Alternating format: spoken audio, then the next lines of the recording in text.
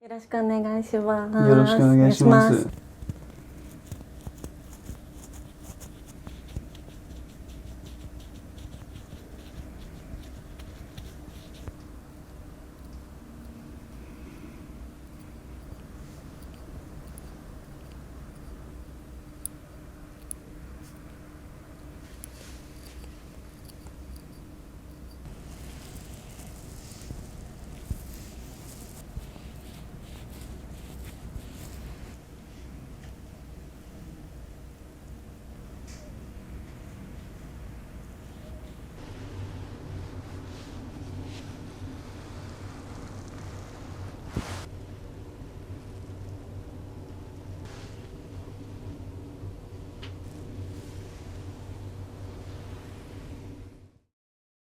よろしくお願いします。よろしくお願いします。これから、このカメラを使ってお耳の中をお掃除していきます。はい。お掃除している時は頭はしっかり後ろにつけてもらって、まっすぐ目の前のモニターを見ててください。もし痛かったり怖かったりしたら必ず言ってください。はい、わかりました。楽しんでください。はい。よろしくお願いします。お願いします。では始めます。まずは右耳から見ていきます。入ります。まず入るとこんな感じ、耳毛が生えています。はい。で、ここ少し奥入っていくと汚れが、汚れでもそんなにたくさんはないですね。意外と綺麗ですね。いつも自分で耳掃除したりしますか？あんまりしないですけど。あんまりしないですか？そうですね。耳垢の量は人によって違うので、全然少なくても多くても大丈夫です。はい、あまりこういっぱい耳掃除するとお耳が痒くなってしまうので、そうですね。ちょっとだけで大丈夫です。はい。一番奥に見える黒いところが鼓膜ですね。イヤードラムですね。はい。で、真ん中の白い部分が耳小骨っていう骨ですね。イヤーボーですね。はい。不思議ですね。不思議ですね。初めてですよね。そうで、この最初この毛をハサミでチョキチョキって切ってから奥の汚れ触っていくんですけど、怖かったりしたらすぐ言ってください。はい。じゃあ始めましょう。お願いします。お願いします。はい。最初に何本入ります。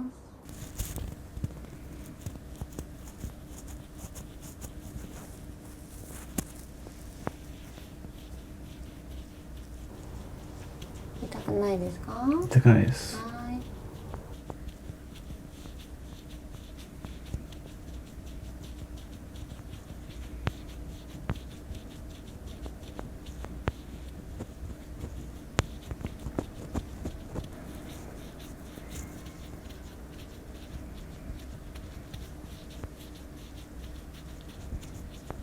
次に毛をハサミで切っていきますね。はい。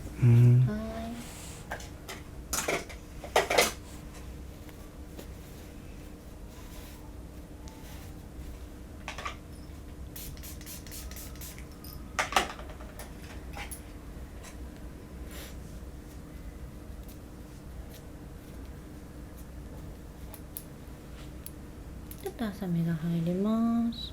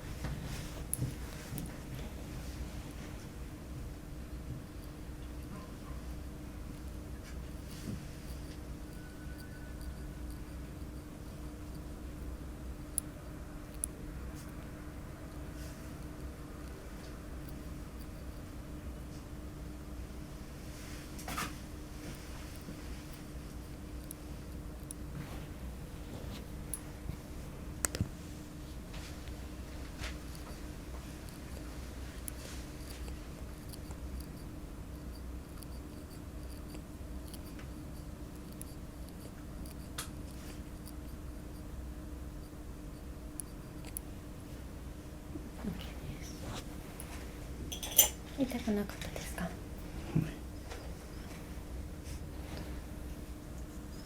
ります。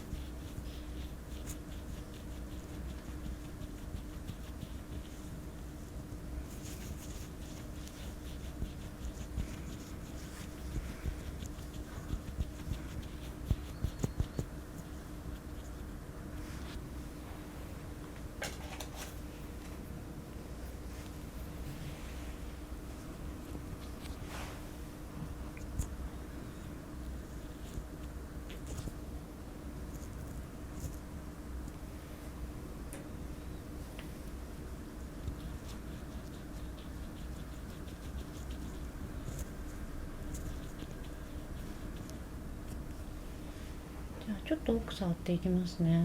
はい。今日はこちらをチェックしていきたいと思います。わあ、すごい高級感が溢れますね。かわいい。オレンジ色いいですね。耳掃除用のデバイスですかこれ。新しいスマートフォンじゃなくて、まずはこっちを開けてみたいと思います。ほとんどスマホと同じぐらいのサイズですね。おー、すごい。めっちゃ可愛いですね。取ります。すごいなんか超軽い。こっち側にも何かあるので出します。おー、なんかすごいいっぱいいろいろ入ってる。すごい、これが多分先っちょにつけるやつですね。さっきのデバイスの。すごい、これ一つになってて、そしてこっち、これすごいたくさん入ってますけど、形が違うのかな、いろいろ。ちょっと後でいろいろ見てみたいですね。素晴らしい。ワクワクしますね。専用のアプリを立ち上げてやっていくそうです。これです。これです。アプリをダウンロードしたら、このデバイスを電源を長押ししてオンにつきました。そしてデバイスを接続。探してくれてますね。接続します。接続。行きました。失礼して私の耳の中に入れてみます。すっごい、めちゃくちゃクリアですね。毛が本当綺麗に一本一本綺麗に映っておりますね。素晴らしい。あと何よりも結構こういう耳掃除用のデバイスって今まで私何回か試したことあるんですけど、一番の使いにくいポイントがピントが合わないんですよ、耳の中の。それがこのカメラはちゃんとピントがすごく合ってくれてる。なので自分が見たいところが見れるっていうのは結構これは画期的。映像がものすごくクリアですね。あったかくないですかこれ。金属を入れてるという、機械を入れてる冷たさみたいなのがないので、なんか気持ちいい。手前に入れてるだけで十分気持ちいいですね。これちょっと先っちょのこの先端のやつを外してちょっとカメラだけで見てみたいと思います。よいしょ。くるくるってやったらすぐ撮れました。しっかり鼓膜、あとは鼓膜の上の方にある耳小骨っていう骨ですね、もうはっきり見えてるし、あと自分の耳の中の色なんかもしっかり確認できますね。結構皆さん耳の中ってまっすぐって思ってると思うんですけど、イメージで言うと耳って入ったらカーブしてるんですよ。結構ここが硬くってまっすぐで動かないものだと、こうやって入れてカーブしたくてもそこが引っかかるので、そこで痛めちゃったりとか危なく入っちゃうことがあるんですけど、これはなんかここがなんか曲がるんですよね。なのでそこのカーブにしっかりシュッて入ってくれる感じがあるんで、怖くなく耳の奥が見れるっていうのがすごくいいなと思いました。あとこれ気づいたんですけど、手の動きと画面の動きにタイムラグが全然ないですね。なんで結構安価なものだとそのタイムラグが危ないんですよね。自分で今動いてるこう動きと画面の中の動きが本当 0. 何秒違うだけでも触ってる場所が変わるので、そういう点ではすごく使いやすいですね。そして奥まで入らないようにする安全装置みたいな装置というかプラグもあるということで、これですかね。これです。これです。これすごくいいと思います。例えばじゃあ誰かの耳を見てあげるってなった時とかも、やっぱりさすがにこの細ささえあれば人間の耳の鼓膜までこのカメラは当たっちゃうと思うんですけど、こうやって安全の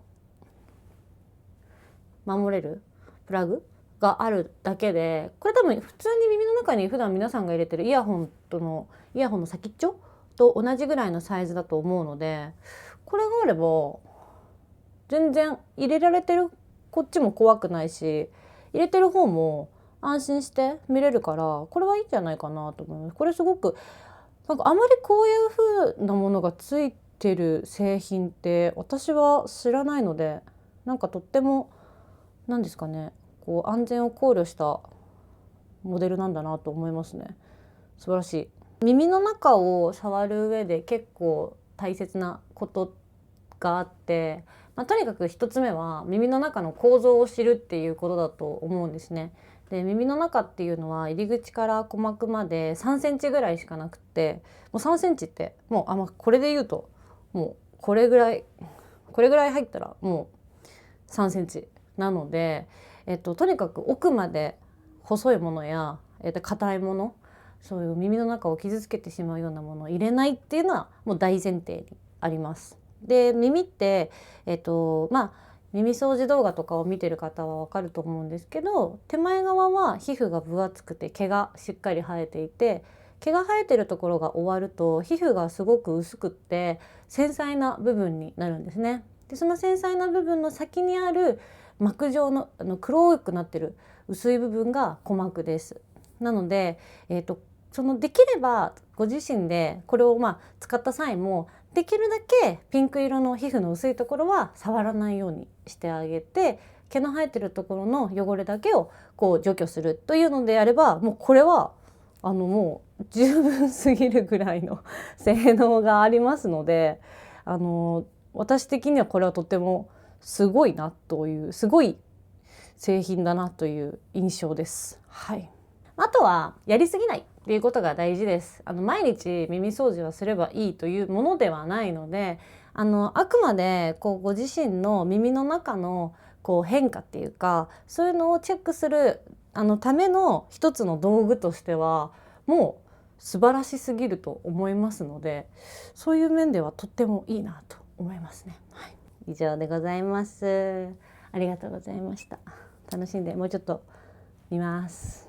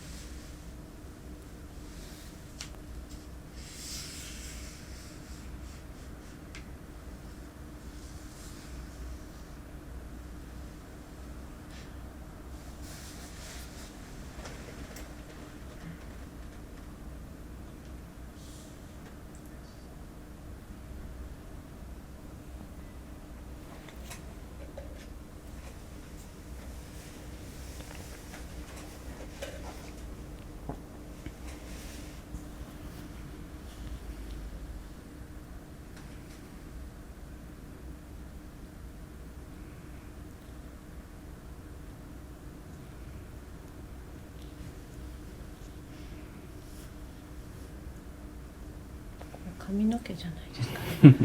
そうですね。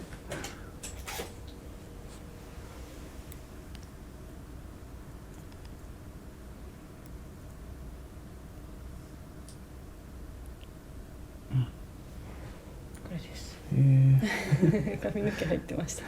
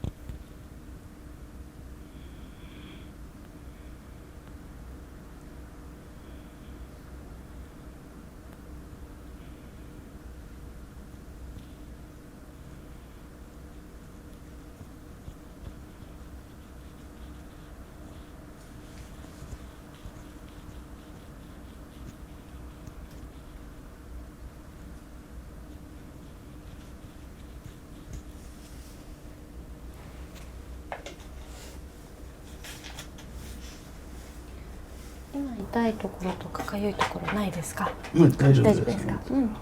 じゃあ最後ちょっと仕上げのローションをつけていきますね。はい。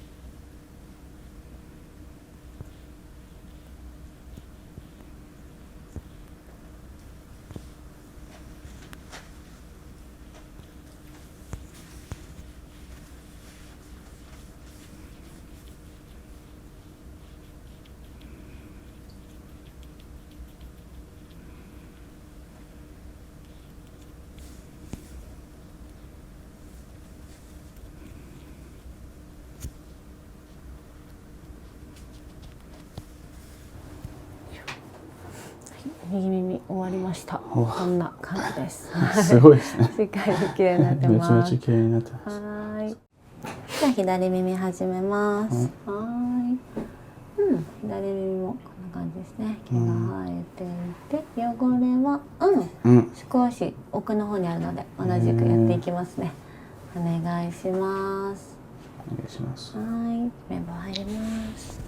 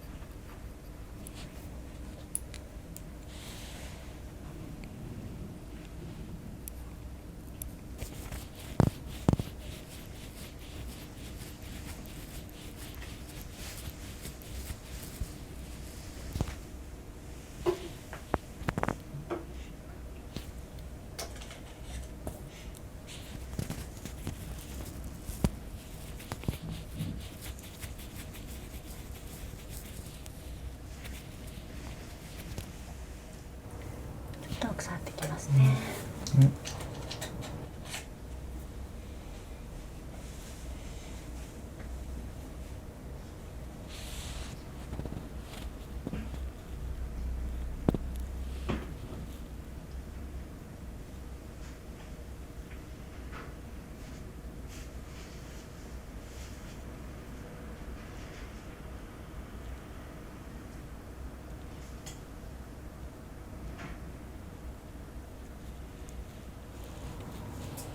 奥の方大丈夫ですか？大丈夫です。はい。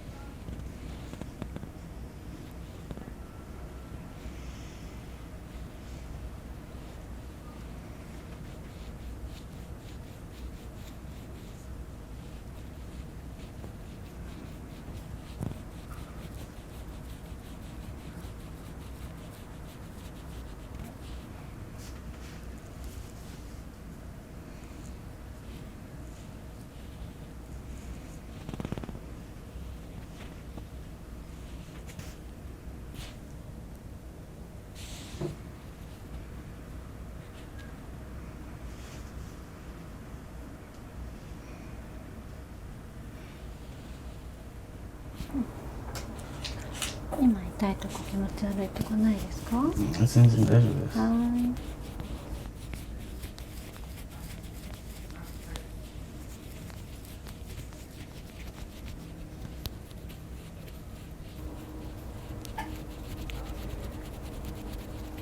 こんな感じですね。しっかり綺麗になりました。すごいですね。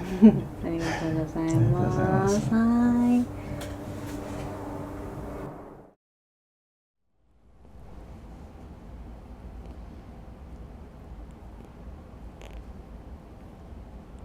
結構多いですね。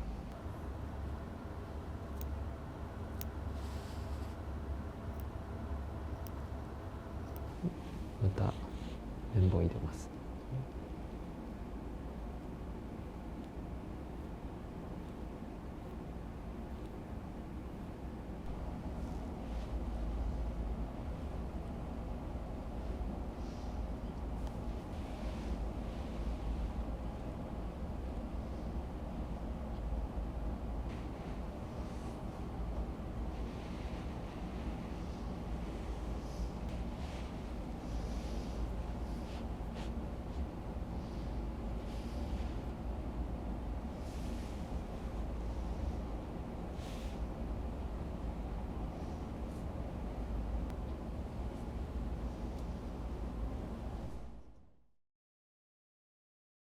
じゃあ本日はよろしくお願いします。よろしくお願いします。隼人さんですね。はい。今日は耳掃除の施術になるんですけど、はい。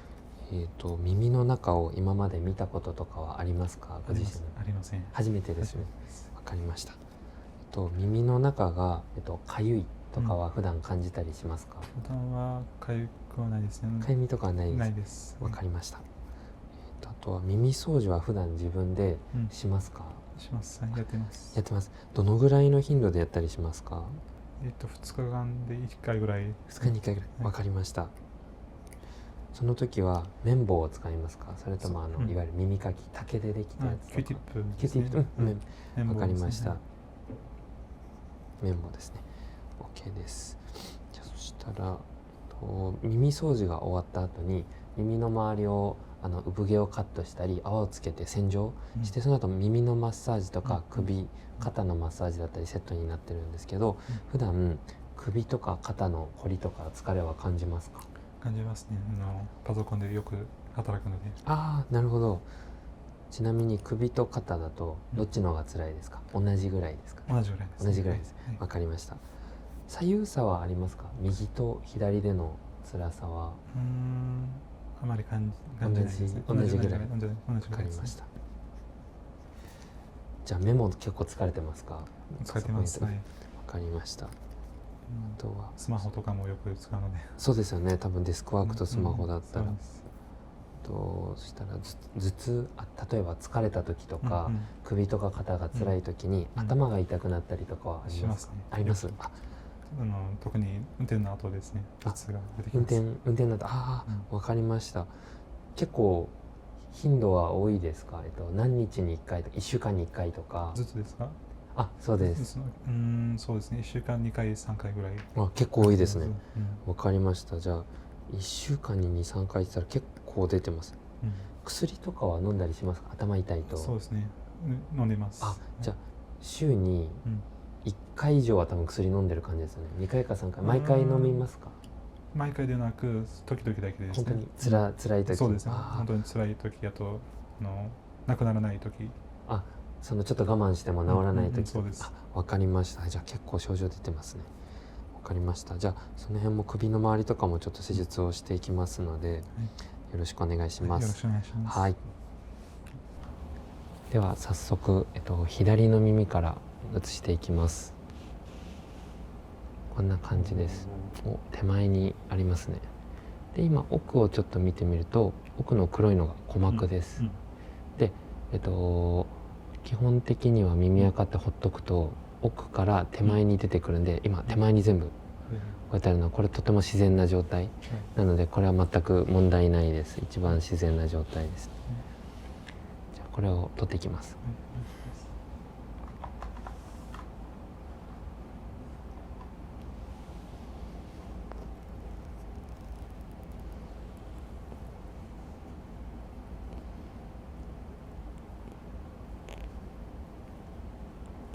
構多いです。手前にね溜まってますよね。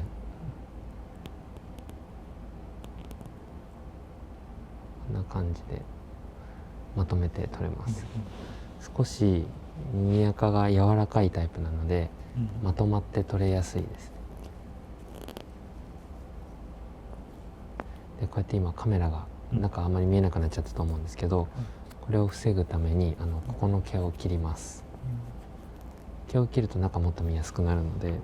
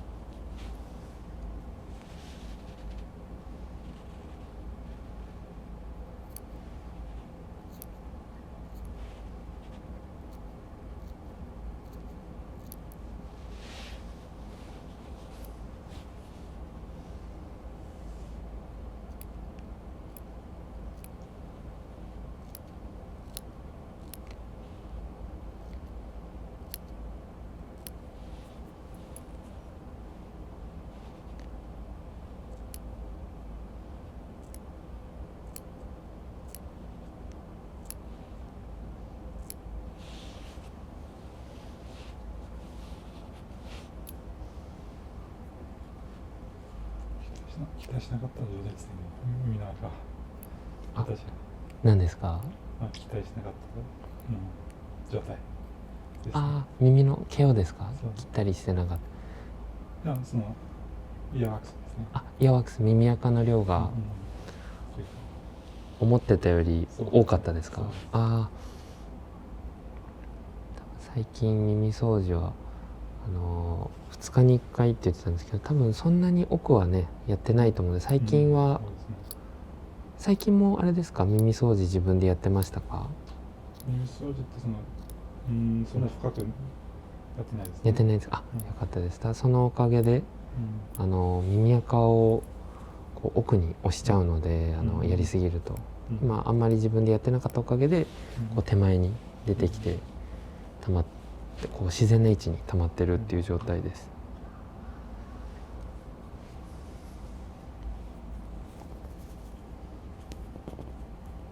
とても日本語が上手ですけど、耳垢はあまり聞かないですもんね。イヤーワックスって言いますよね。僕さっき説明してた、鼓膜、黒いのが鼓膜ですって言ったんですけど、あれは日本語では鼓膜って言うんですけど、イヤードラマです。そうですね。わかりました。助かります。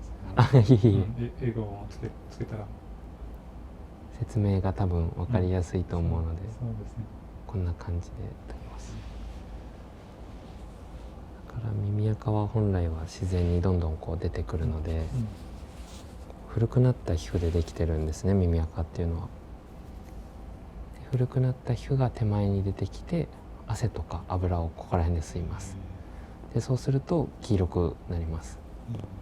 日本語だと酸化して黄色くなるっていうと、酸化とかは聞いたことありますか？日本語で。あんまりジョインじゃなくて、オキシデーション。オキシデーション。だから古くなった皮膚は英語だとなんていうの？なんで Our earwax は our dead skin. So in general, earwax will come out naturally. っていう感じです。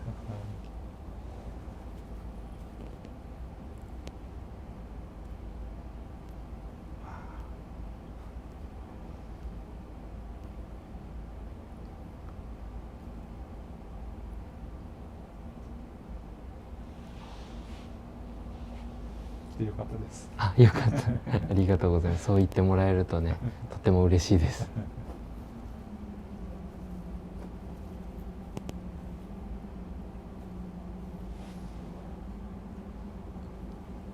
外国の方もよく来るんですか？海外の方も今は増えてますね。今年、去年か。2023年から増えてます。なので耳掃除の英語は少し喋れるようになりました。耳掃除に関係する英語。なのでさっき言ったイヤーワックスとかイヤードラムとかその辺は勉強しました。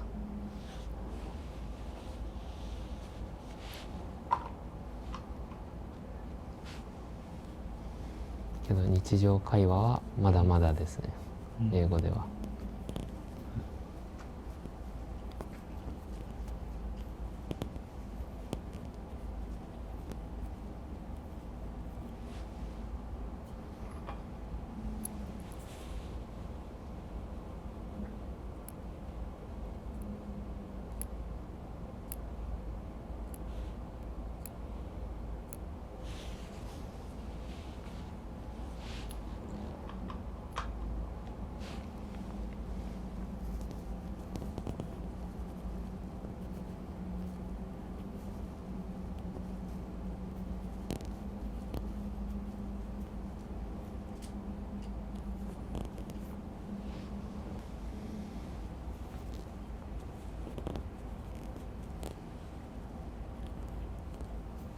掃除は気持ちいいですね。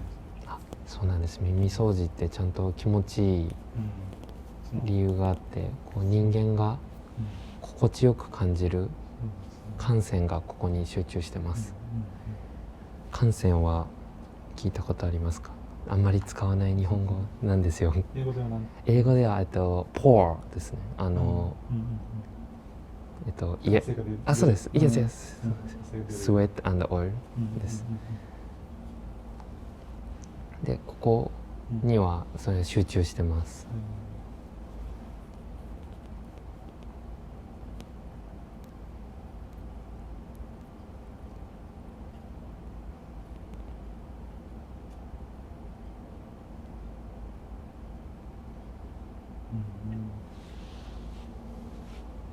今から触る毛がないところ、ここは毛があって丈夫なんですけど、こっちは少し敏感です、人によって。もし痛みとか怖さがあれば無理してやらないので言ってください。今触れてる感じは大丈夫そうですか？大丈夫ですね。わかりました。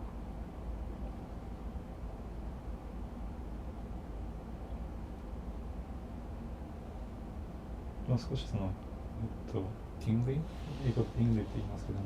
ティングリング、チクチクするとか。そう、少し奥の方が、センシティブですね。敏感な感じですね。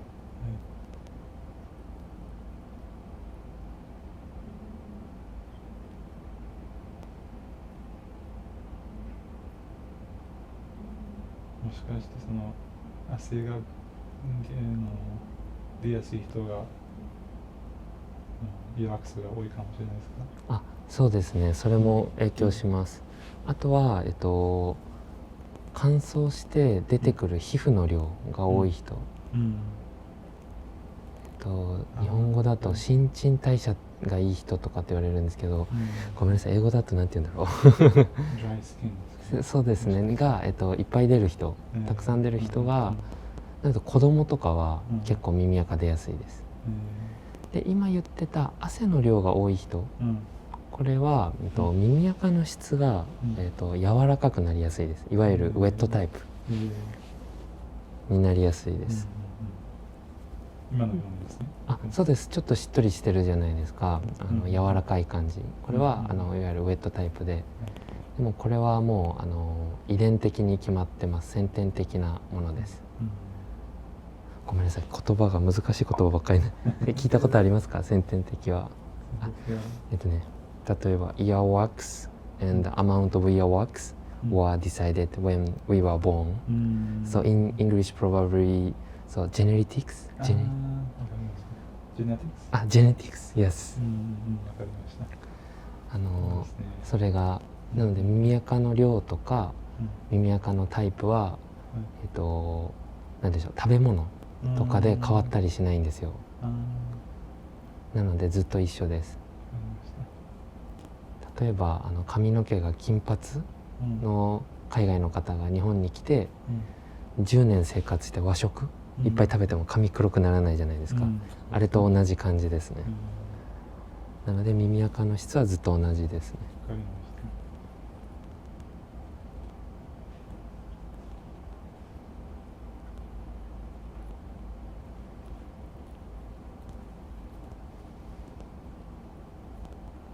耳掃除の説明をすると普段あんまり使わない日本語が出てきますね。そうですね、日常生活では日常生活であまり使う先天的とか、勉強になりますね。もうお二人ともそうもうとても上手なので、お二人ともちまですね、カメラの向こうには映ってないカメラマンの方と二人とも皆さんすごい上手なので、ありがとうございます。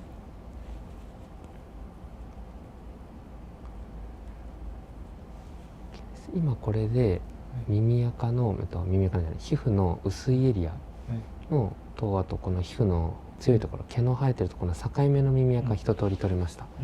もしここで怖さとか痛みが、ちょっとさっき言ったティングリングあれば、無理して奥はやらないんですけど、どうしますか？もう少しだけ奥にもちょこっとあるんですけど、ちょっと怖いですね。ちょっと怖いですか？そしたら僕はね、無理してやらなくていいと思います。自動的に、今やってたところは多分痛くなかったと思うんですけど、そこに必ず出てきますんで、ほっといて出てきたのを取るのがおすすめです。じゃあ手前を拭き取ります。なのでよく爪を切るのと同じって言ってます。伸びてきて余った白いところだけ切ると思うんですよ、皆さん。耳掃除も一緒で、ここに出てくるんで、出てきたやつだけ取れば大丈夫です。無理してちょっと怖いとか痛いっていうのを我慢して奥をやる必要は全然ないので、なので問題なしですね。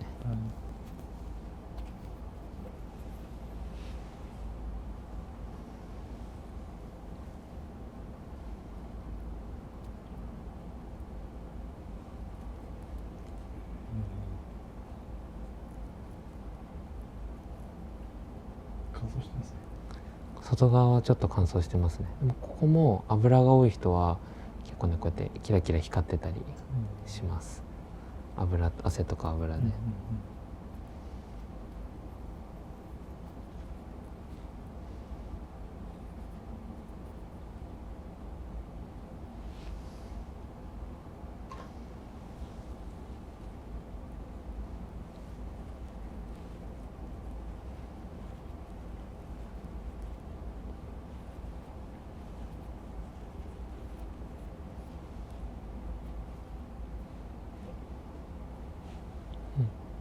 OK です。とても綺麗になりました。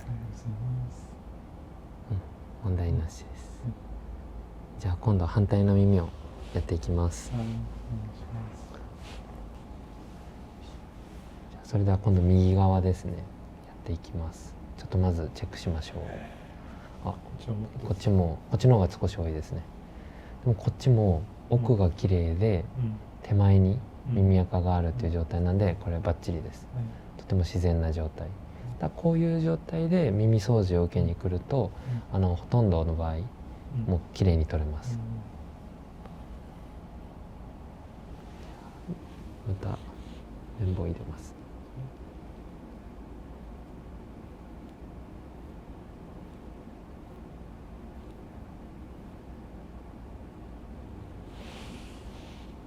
なので隼人さんの耳掃除のやり方は悪くないですね。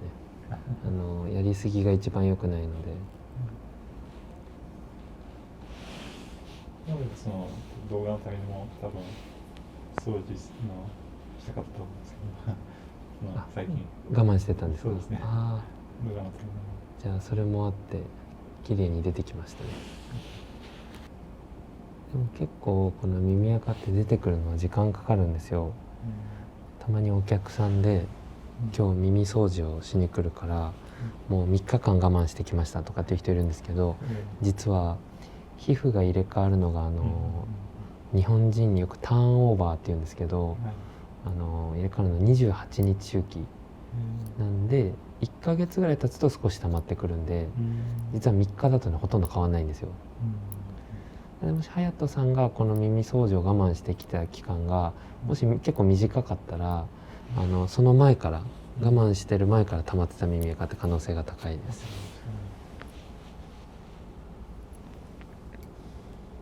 でも逆に言うとですね、2日に1回ぐらいやるって言ってたので、そのやり方が悪かったら1ヶ月ぐらいほっといても奥の耳垢が全部手前に出てくるわけではないので、多分やり方がね悪くないっていうのは間違いないと思います。その悪いっていうのが押し込んじゃうっていうのが良くないって伝えてるので、それは全然ないと思います。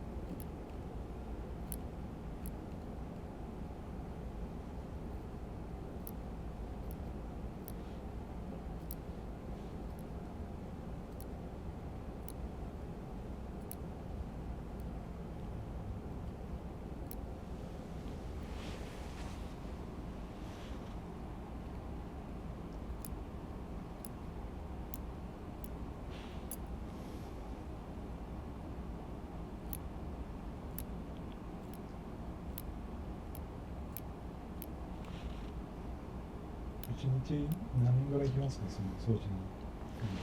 でも時間にもよるんですけど、時間っていうのが例えば45分の人がいっぱいだったら人数増えるし、100分とか120分だと人数少なくなるんですけど、でも5人以上は来ますね。5人から7人ぐらい。毎日そういうふうに来てるんですか？そうですね、毎日耳掃除希望の方が一番多いので、僕は、整体、カイロプラクティックって聞いたことありますか？なんかよくあるなと。そうです。首ボキボキとかあるじゃないですか。もともとやってて、でそれも一緒に提供してるので、耳掃除と整体セットのコースとか、まさに今日この撮影が終わった後に来るお客さんとかはみんな、耳と整体がセットになってるコースを、そうせっかく両方できるので、セットのコースがおすすめですってホームページにも書いてます。耳掃除はね8年ぐらい、7年か8年経ってると思うんですね、始めてから。実は整体は11年12年とか経ってて、もともとはそっちが本職でした。なぜその水掃除もつけましょうってあったんですか？前に働いてた会社で、前その整体マッサージとかやってた時は、会社に勤めてたんですけど、そこの社長がこれを見つけてきました。水掃除を。そうです。この施術を見つけてきて、それこそ、このチャンネルでも言ってたボニータ・ボニートさん、あそこの会長と知り合って、教えてもらったのがもうそうですね、7年8年ぐらい前になりますね。そこで勉強したんですか？そうですそうです。ボニータさんのところで。そうです、ボニータさんのところでやりました。これで大きいのが取れましたね。結構でかい。でかいですね。でかい見ます。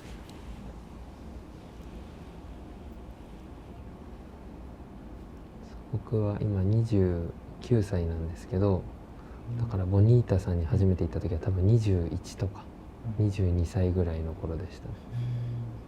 若いですね。その時に耳掃除を始めました。今も結構若いんですか？あ、今もそうですね。若いと信じて頑張ってます。19歳だと同じ。あ、本当ですか。じゃあ、94年ですか。95年。あ、じゃあ、そうだ、僕95年の 1月なんですよ。なので、学年で言うと、日本ともしかしたらちょっと違うかな。日本は年度って言って4月から3月までが一緒ですか？海外も。9月ですね。あ、9月やっぱ違うんですね。そうです。でも一緒ですね。95年の1月なので僕は。何月ですか？僕は4月。4月、あ、2月です。2月、あ、じゃあみんなあれですね。同じぐらいに生まれてますね。3ヶ月以内に。1、2、4だったらほんとすぐですね、みんな。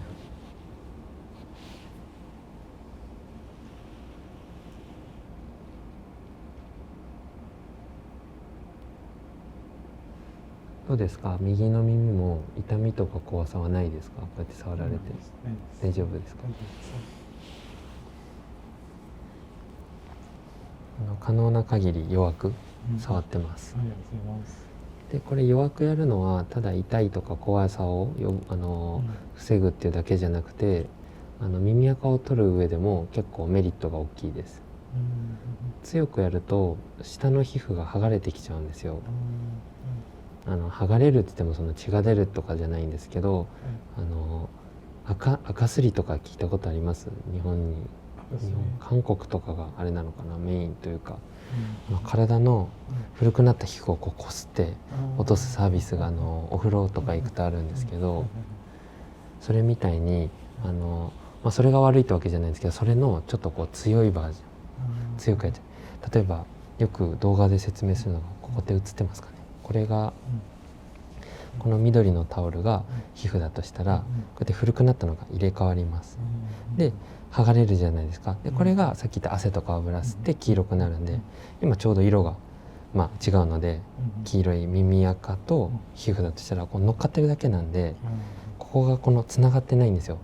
なので優しく柔らかくしてあげて優しく触るとこれだけ取れるって綺麗になるんですけど、強くやるとこれごと取れちゃうんですよ。で何回も書いてるとガリガリガリってやるとこれボロボロ出るので、結構乾燥してるタイプの人はこれが剥がれて出やすいです。粉みたいになりやすいです。でも今見るとしっとりしてるウェットタイプなのでそんなに粉は出ないと思うんですけど、でも強くやるとこういうふうに今緑のタオルで例えてた皮膚が剥がれちゃうので、なので優しくやるっていうのは痛くないだけじゃなくて綺麗にするっていう意味でもとても大事です。でこっちの耳も今触ってるところまでなら大丈夫そうですか？大丈夫です。今これでもほとんど全部取れたので、またさっきと同じぐらいで、奥の皮膚が弱いところは無理して触らないようにしてありますんで。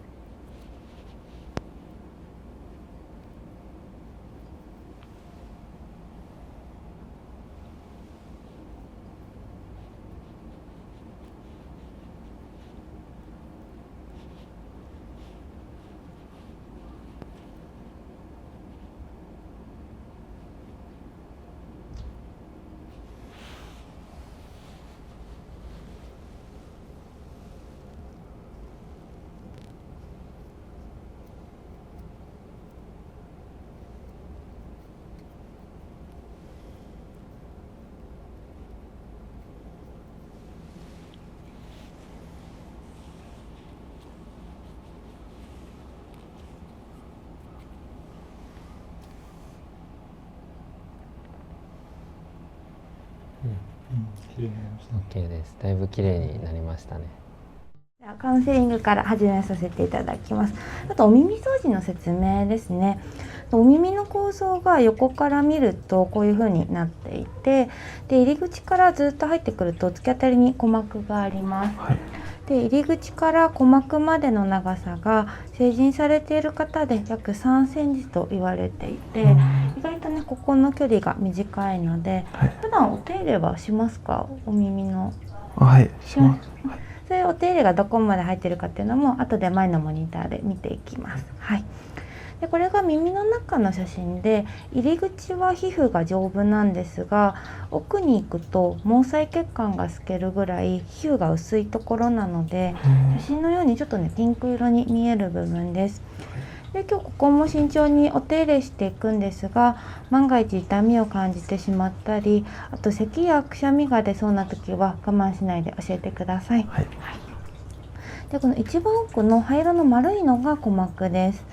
で鼓膜の上に乗っている耳垢や鼓膜の縁についてしまっている耳垢は危ないので、今日はそのままにさせていただきます。はい。で今日専用のイヤーローション使ってお手入れしていくんですけど、ご自身の耳垢タイプ、カサカサかしっとりか分かりますか？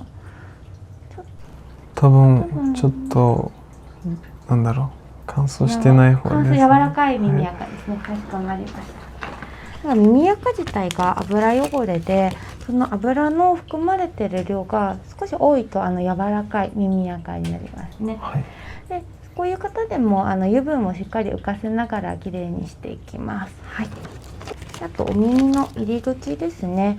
皆さんこういう風に産毛が生えていて、でこの毛のところから汗とか油が出るので、ここもすごく汚れるところです。なので今日は短い方に合わせてこの産毛をハサミでカットしてから地肌からしっかり焼き取らせていただきます。はい。耳掃除の説明で何かわからないこととか不安なこととかないですか？はい、特にない大丈夫ですか？はい。では耳掃除、はい、していきますね。はい、お願いします。やっていきますね。見ていきます。そうですね。入り口産毛生えてるのと、あとねこの黄色っぽいのが耳垢なので、大丈夫ですか？苦手ですかこういう映像？いや、大丈夫。大丈夫ですか？自分のなんかあんまり見たくない。ちょっとじゃあお顔もちょっとまっすぐにできますか？まっすぐに。ありがとうございます。これ、ね、入り口からきれいにしていきますね。はい。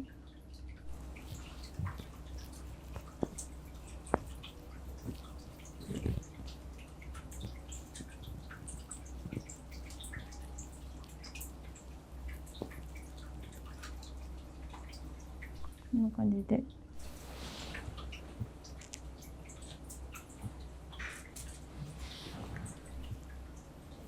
結構しっとりしたタイプの耳垢なので、ちょっとずつ油分浮かせながらきれいにしていきます。乾いたので拭きますね。はい。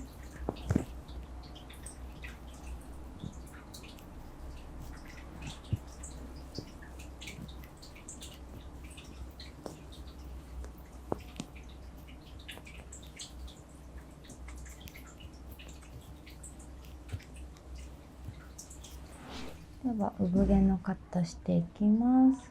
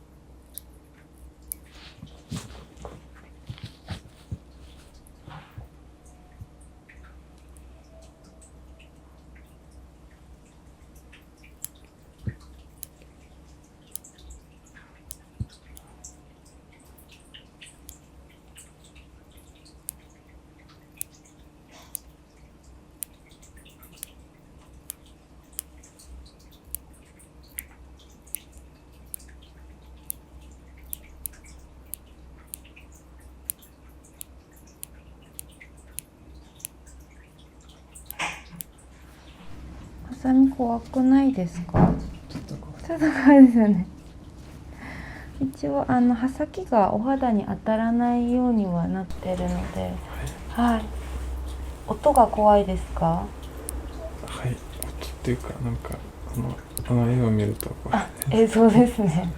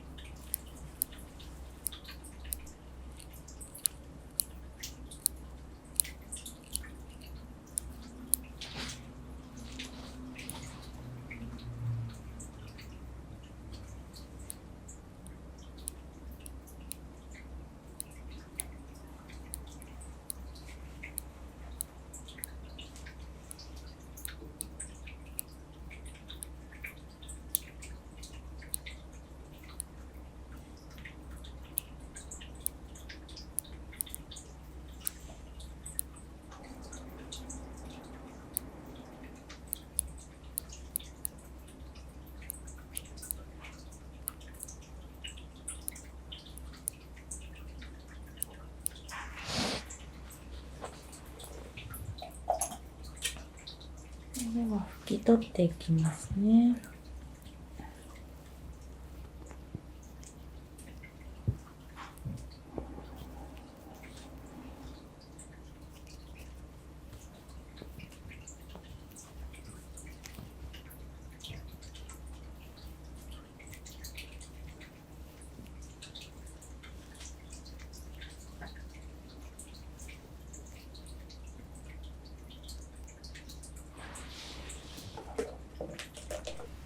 では奥のお手入れしていきますね。はい。で、痛かったら我慢しないですぐに教えてください。はい。はい。結構ね、耳垢がしっとりなんで、抜けた産毛とかも結構奥についてるので、安全な範囲できれいにしていきますね。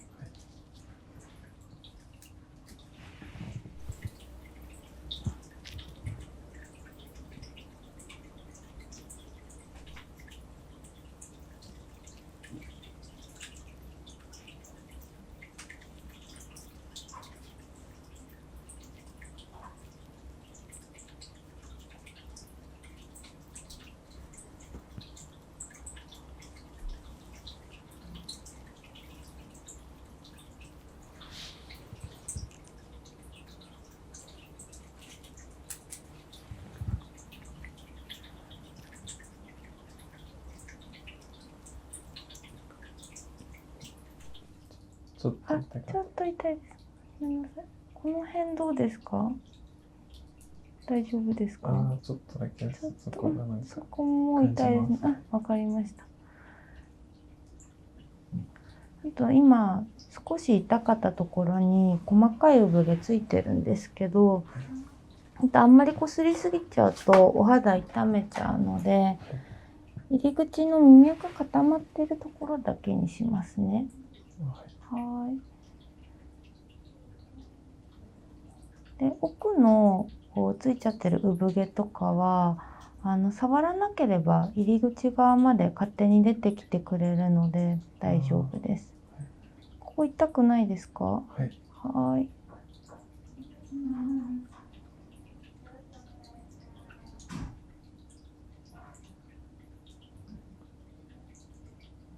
ここ痛いのはなんか血管が肌にあ、そうですね。近ないんか、そうです。皮膚が薄いので、痛みをね、感じやすいところなんですよ。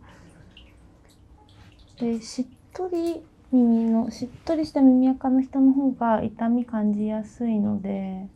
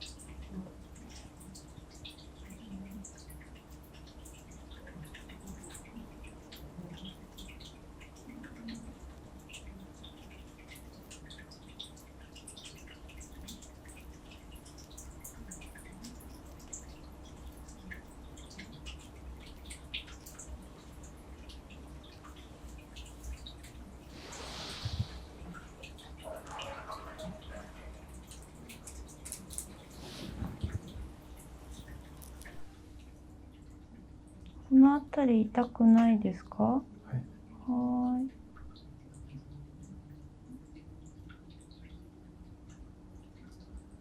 ちょっと痛い。ちょっと痛いです。ごめんなさい。ここ大丈夫ですか？はい。はーい。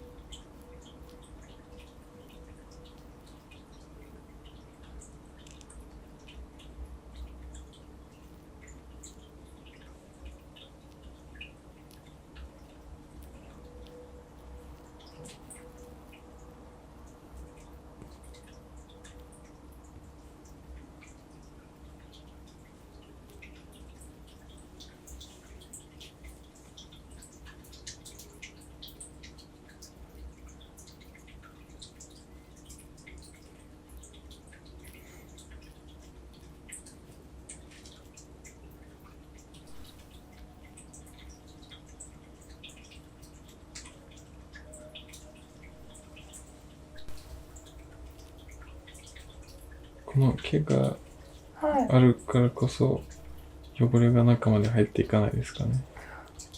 そうですね。一応なんかホコリが入りづらいっていうのはあるんですけど、でも今だと生えてない人とかもいるので、そこまでなんかすごい重要な毛ではないって感じですね。なんか男性のみですかね、こういう。全然そんなことないです。女性の方も生えてます。なんかこうカメラで見るとすごく剛毛な毛が生えてるように見えちゃうんですけど、実際細かい産毛なので、これはね皆さん生えるんですよ。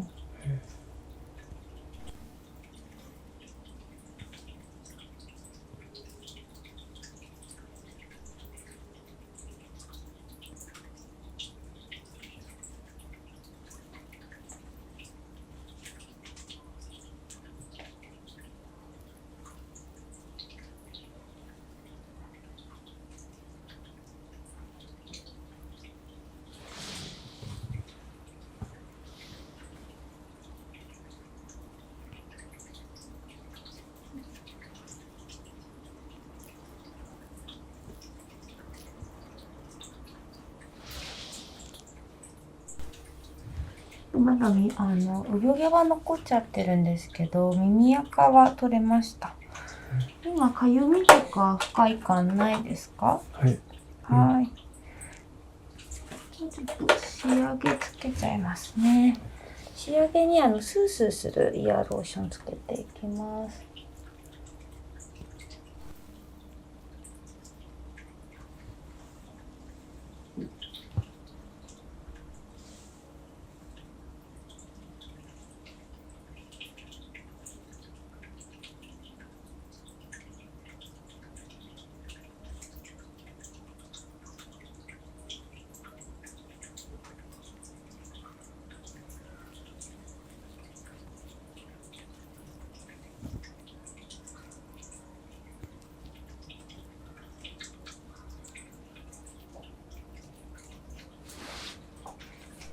入り口乾いたので拭いていきます。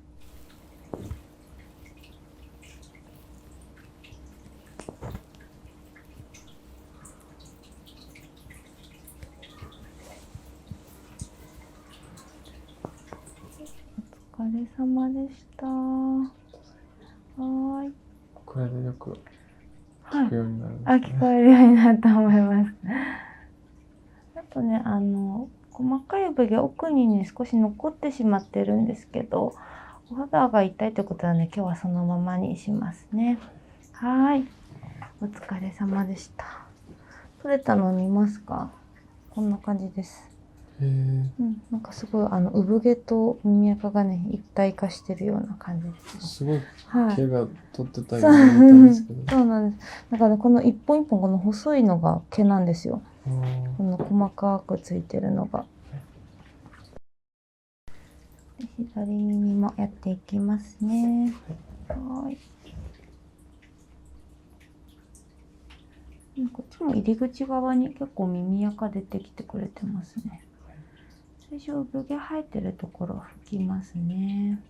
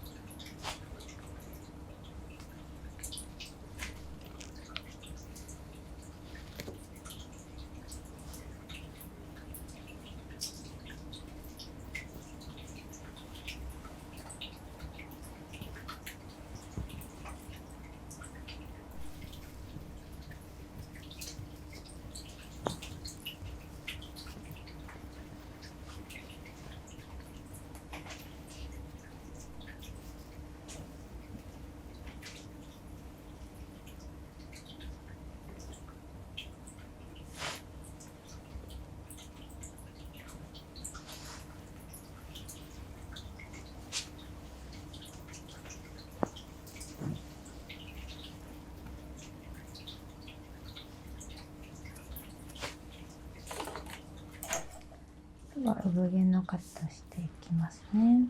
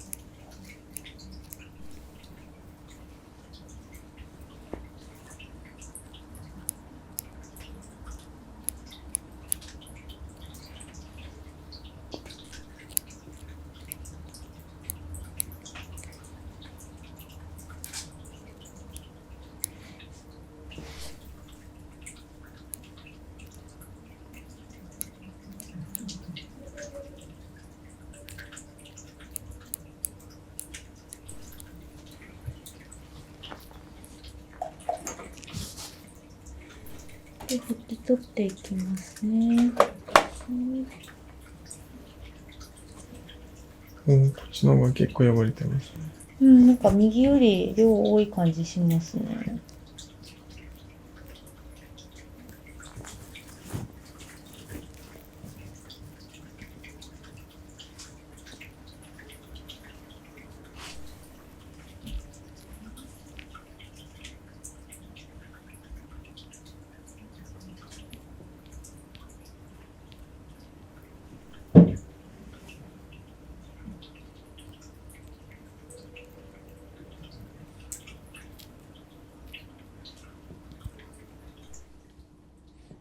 この汚れってはい。中から出てくるんですか、それとも外から入ってくるんですか？あ、中から出てくるものです。なんか古い角質なので、なんかこういらなくなった皮膚ですね。とか、まあ、自分から出てる汗とか油からできてます。で、なんか多少外のほこりがね、混じってるかなぐらいですね。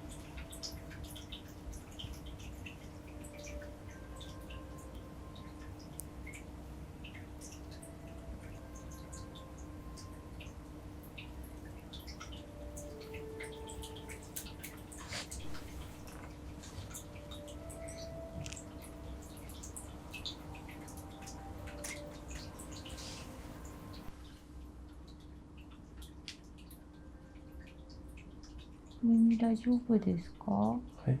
ーい。そこがあ、ちょっと、ちょっと痛いですね。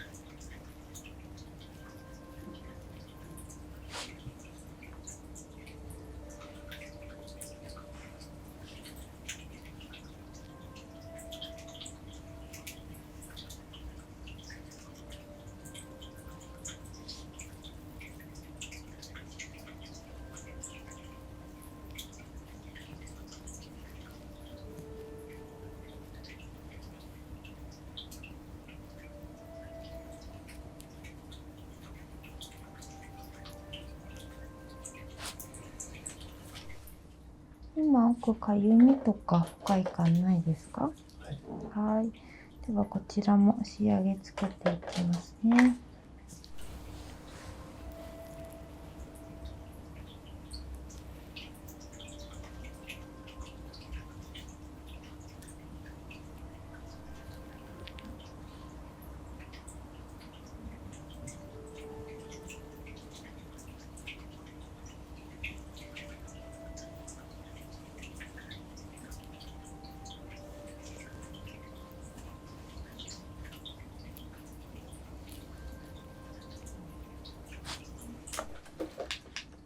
入り口乾いたので拭いていきます。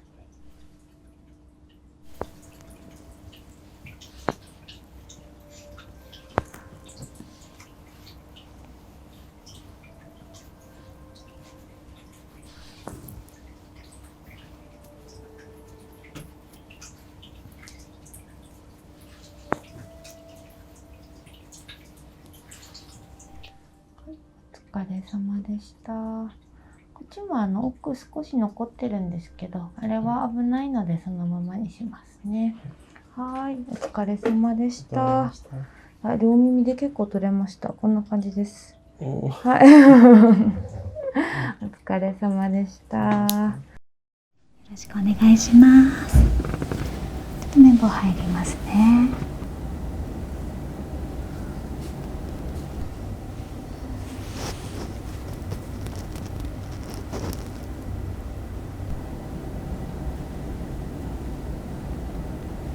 ハサミで産毛カットしていきますね。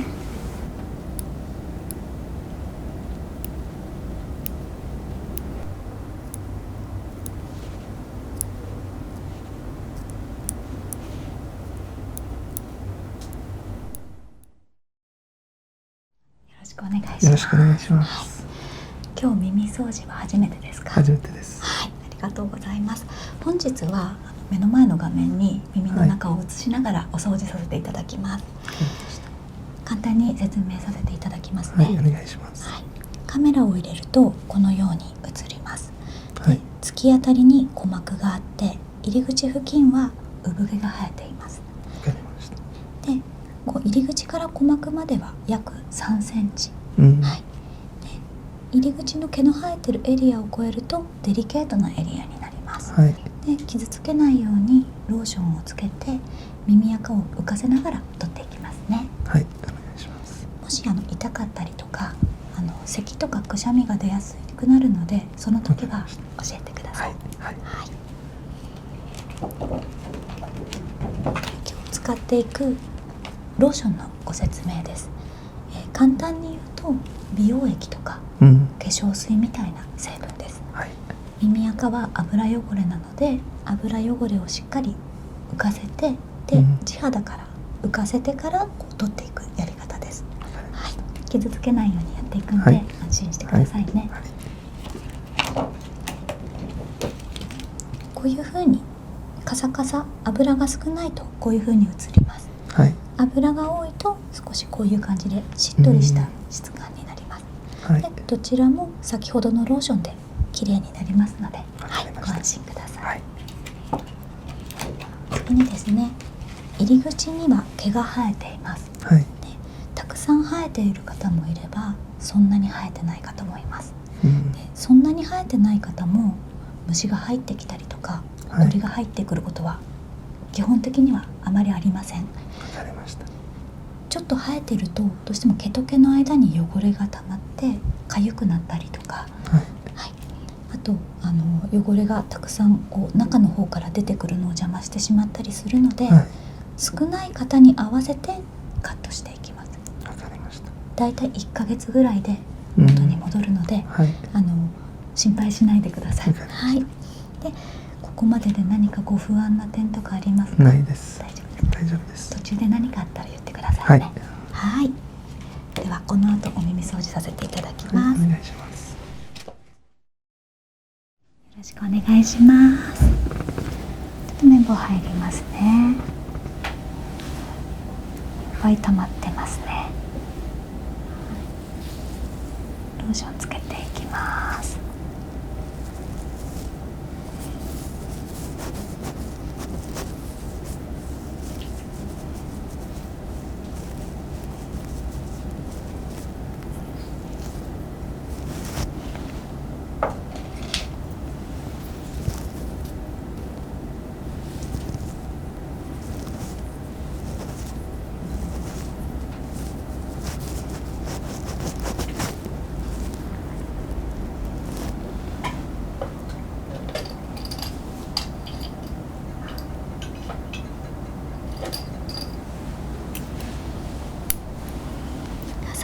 こでカットしていきますね。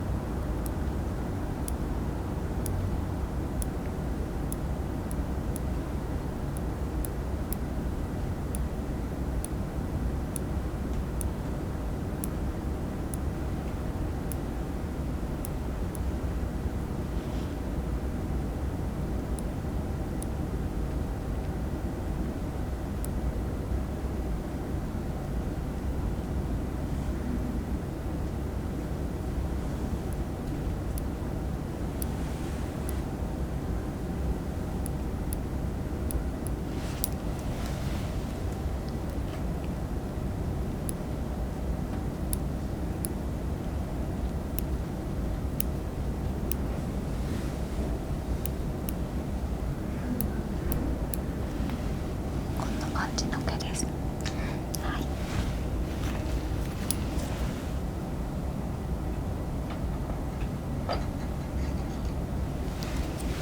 ちょっと奥入りますね。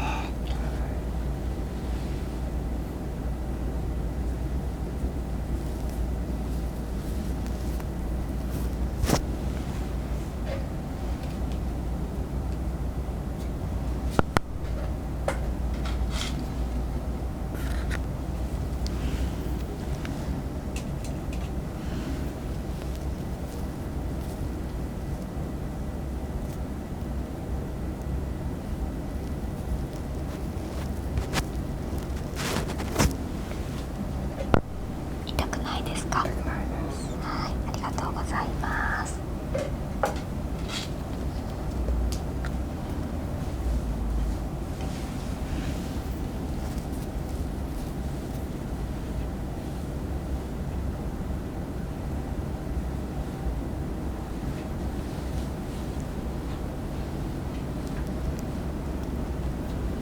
取れましたね。こんな大きさです。もうちょっとしたら鼓膜が見えますね。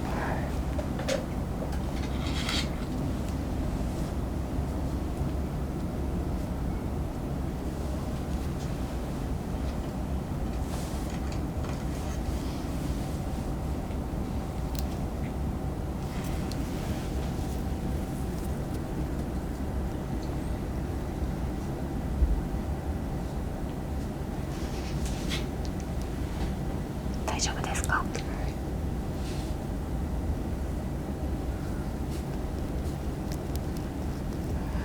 取れました。いいの取れましたね。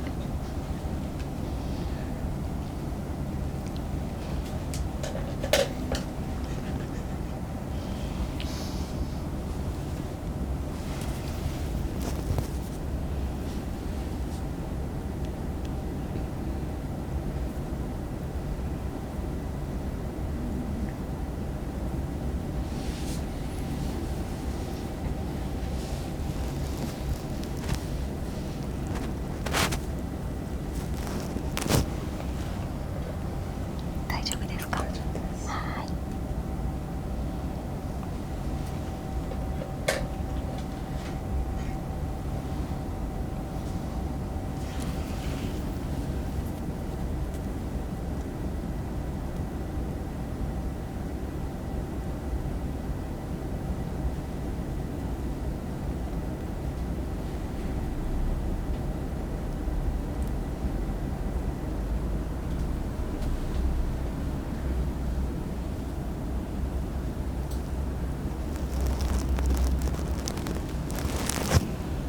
取れました。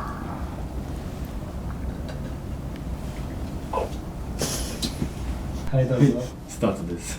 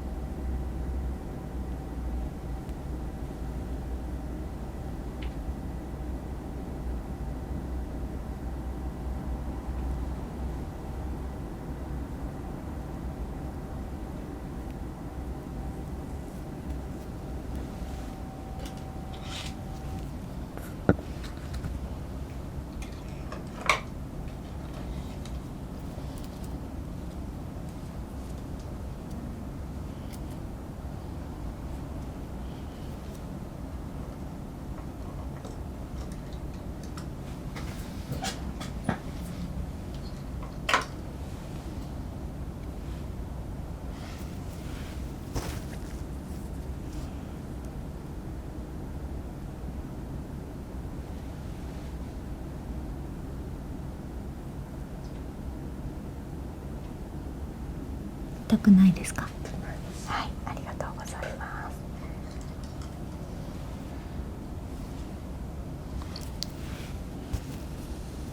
奥が鼓膜ですね。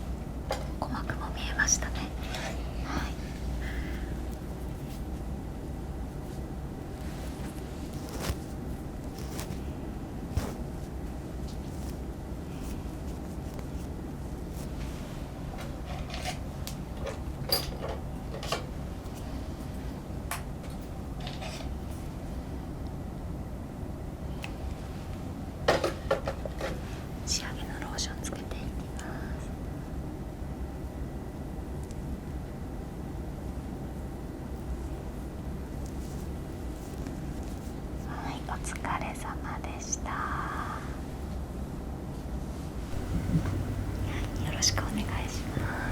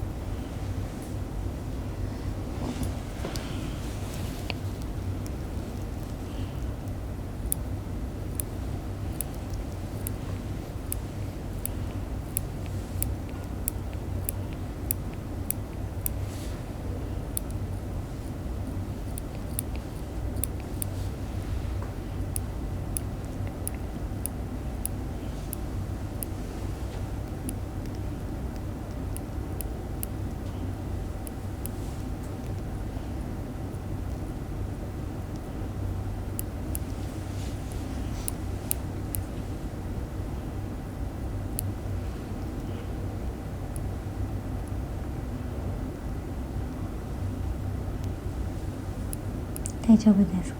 大丈夫です。はい、ありがとうございます。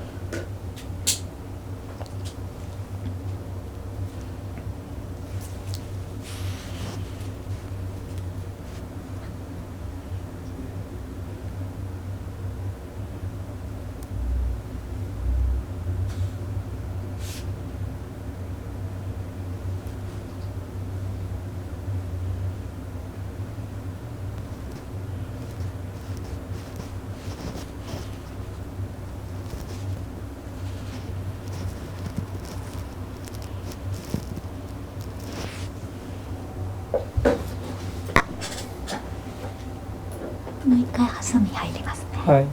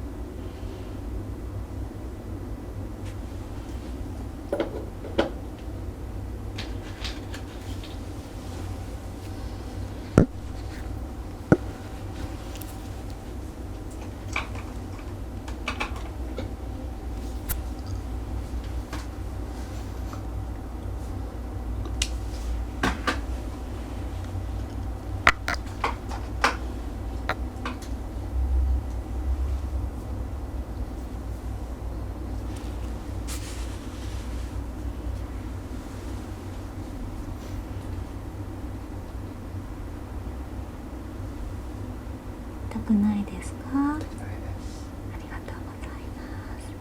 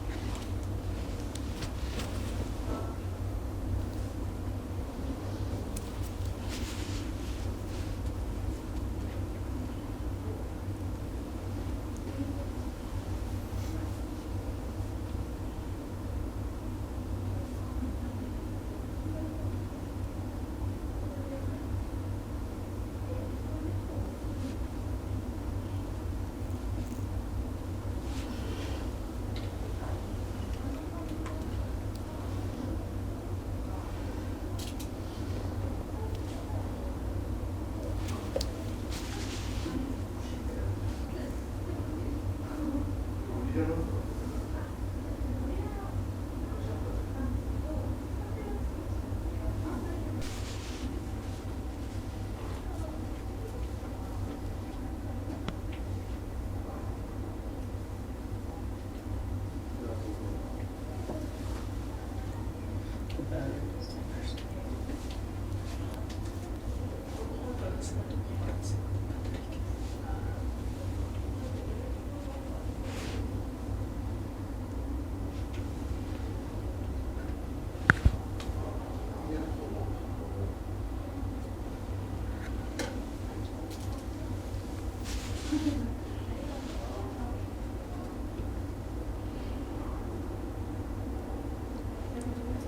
れが本来の皮膚の色ですね。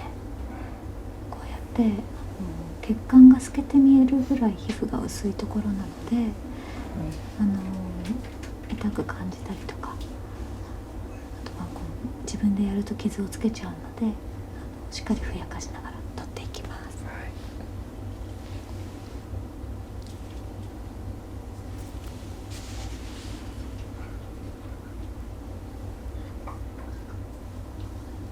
痛くないですか？ありがとうございます。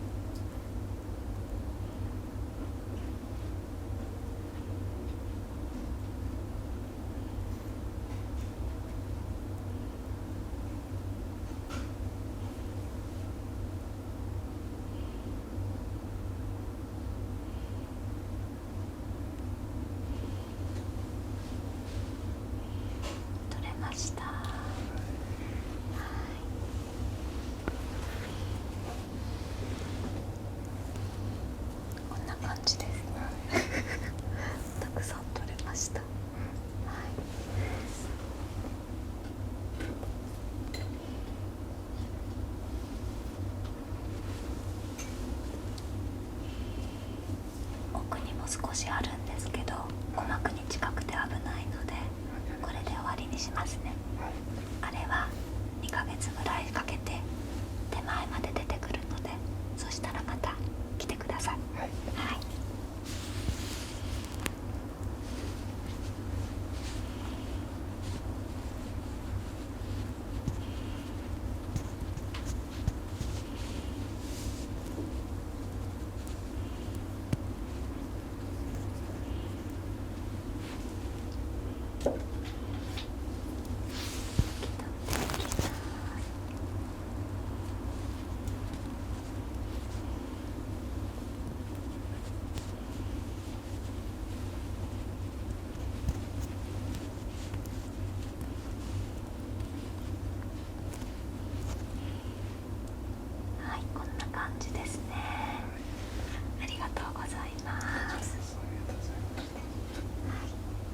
りがとうございました。ありがとうございまお疲れ様でしたす。もういいのか。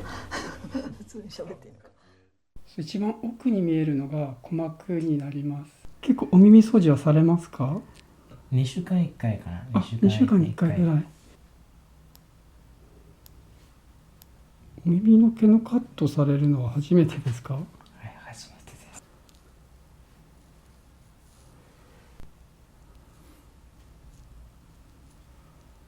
結構大きなのが取れました。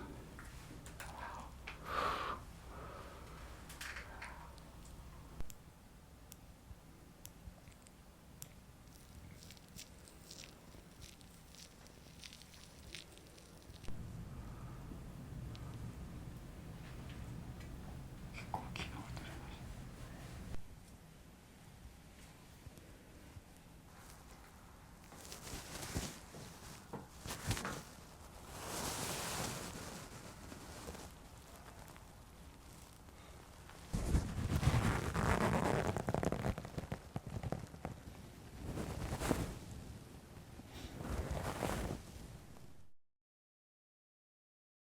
よろしくお願いします。よろしくお願いします。そしたらまず右のお耳から見させていただきますね。はい、お願いします。ここが耳の入り口になります。はい。結構毛が生えているように見えるんですけれども、実際産毛で細い毛が生えているので、結構最初に耳を見ると毛がたくさん生えててびっくりしますよね。はい、そうですね。はい。ちょっと中の方入っていきますね。はい。一番奥に見えるのが鼓膜になります。はい。鼓膜の周り少し白っぽく映っているのは耳の小さな骨が鼓膜の後ろについていて、それが透けているのでこういうふうに白く見えています。はい。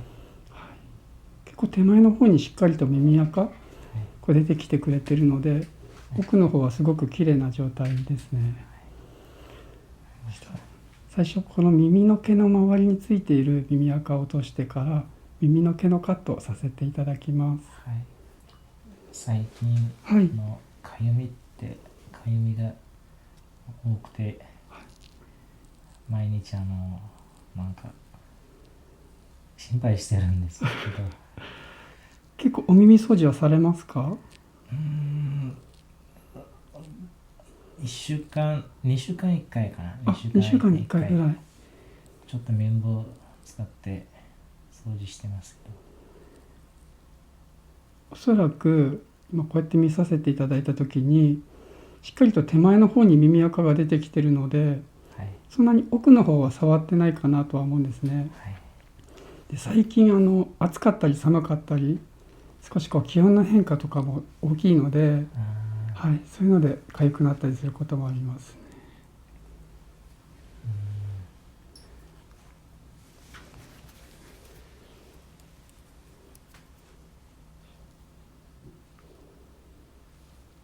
普段お耳掃除されるのは綿棒ですか？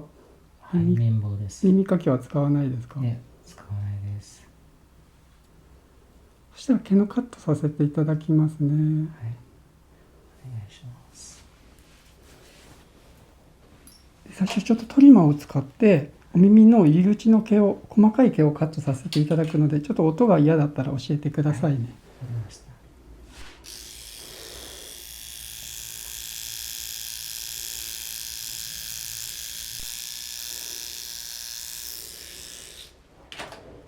次にハサミを使ってお耳の中の毛のカットをしていきます。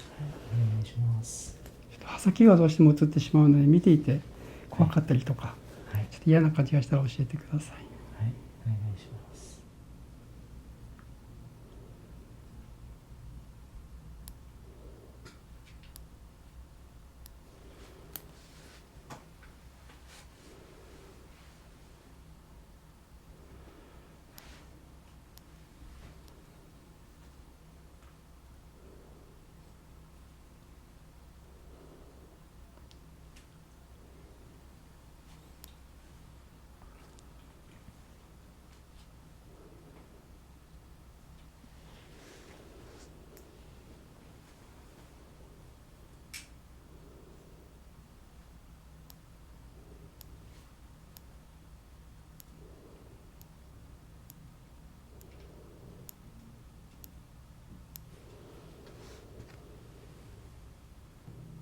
お耳の毛のカットされるのは初めてですか？はい、初めてです。初めて、そうですよね。このお耳の毛の周りにはい、耳垢がこうこべりついてしまったりして、はい、かゆみの原因にもなったりするので、ああ、そうなんです。少しカットしてあげるとかゆみとかも少し良くなるかもしれないです。はい、その秋と冬なるとき、かゆみが多いですけど、あ、冬と秋にかゆみが、はい、結構お耳の中も乾燥したりするので、あもしかしたらその乾燥でと、あとはその先ほどお伝えしたその気温が寒くなることで、あ、はい、血管がこうキュッとしてかゆみにつながったりしま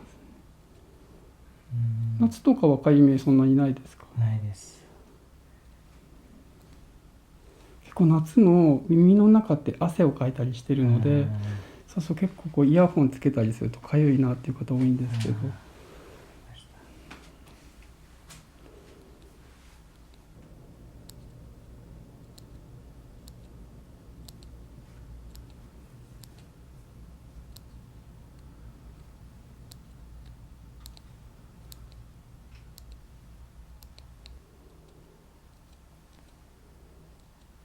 さっきお耳かゆいとおっしゃってたのは結構入り口の方がかゆくなりますか？それとも奥の方がかゆくなります？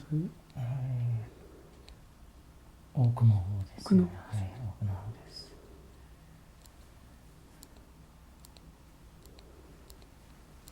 あとでお耳の奥の方も少し触っていくので、はい、はい、普段かゆいと思うところあったら教えてください。はい。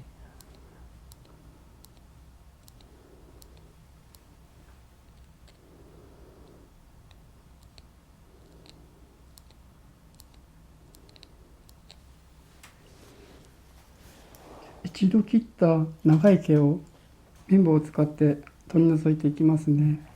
で、イヤークリーナーという汚れを落とす液体ついているので、はい、少しお耳の中ひんやりとします。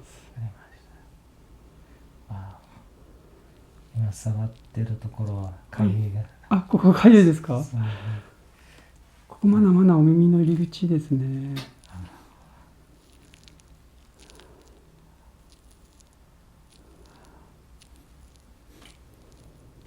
不思議な感覚ですか？はい。こういうところですね。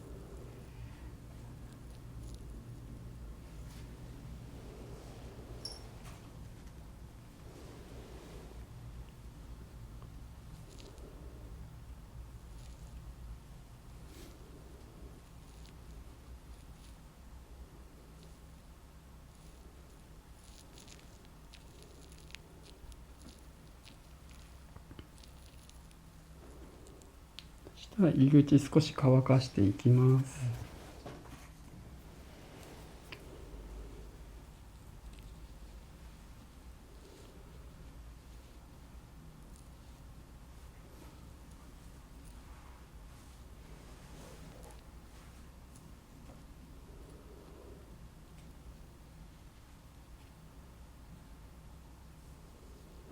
で、今のこの毛が生えてたところが一番皮膚が強いところになりまして、少し中入ってくるとこう血管、はい、細かな血管が透けるぐらいここの耳の中って繊細なデリケートなところになるので、はい、もし触られてて普段触ってなかったりとか嫌な感じがするところがあったら教えてください。はい、わかりました。そしたらお耳の中お掃除していきますね。はい。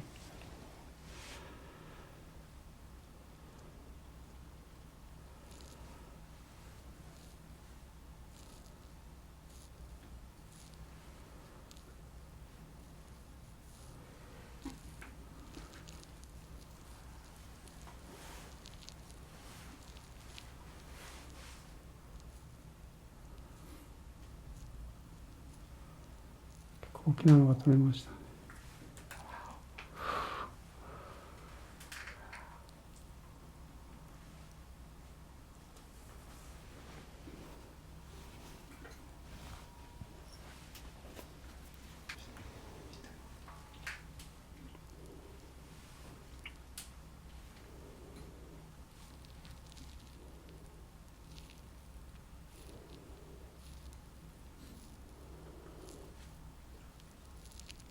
今触ってるところは全然痛みとか嫌な感じはしないですか？しない。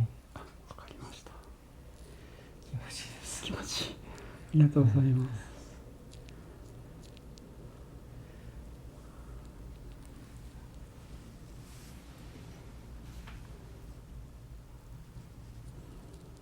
結構耳の奥の方が赤くなってるので、この辺がちょっとかゆいのかなとは思うんですけど、少し中触りますね。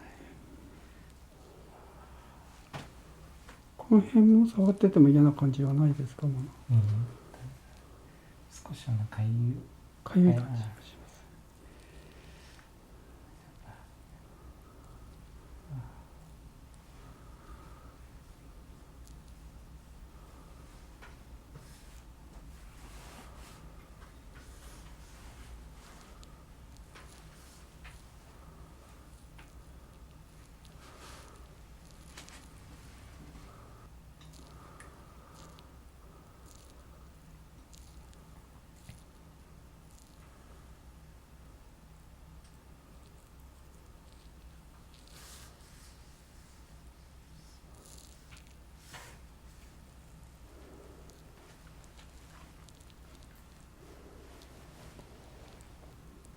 大きなのは取れたんですけど、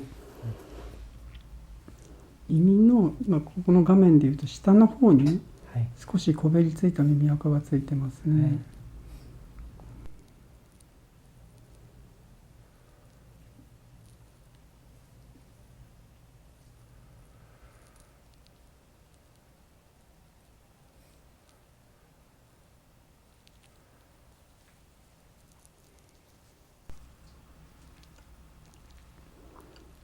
この辺とかは触れてますか？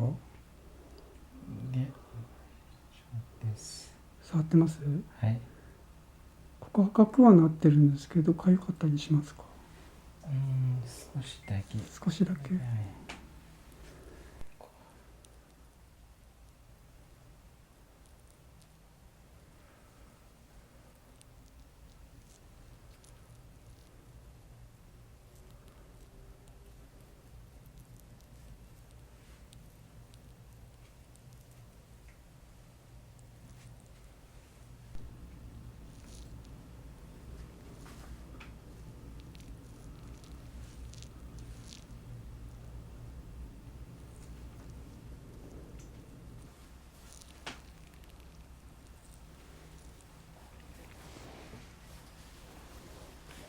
少し毛の長さ整えていきますね。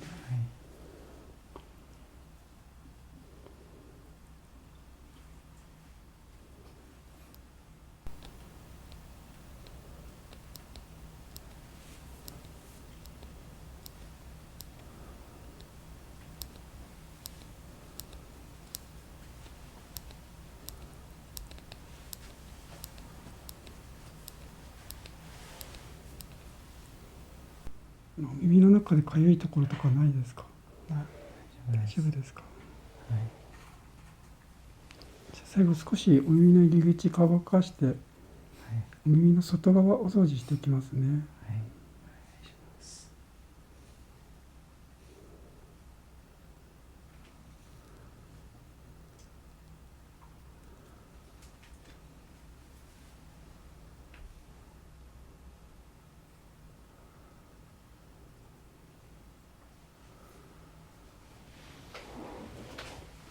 じゃあお耳の外側の産毛をカットしていきます。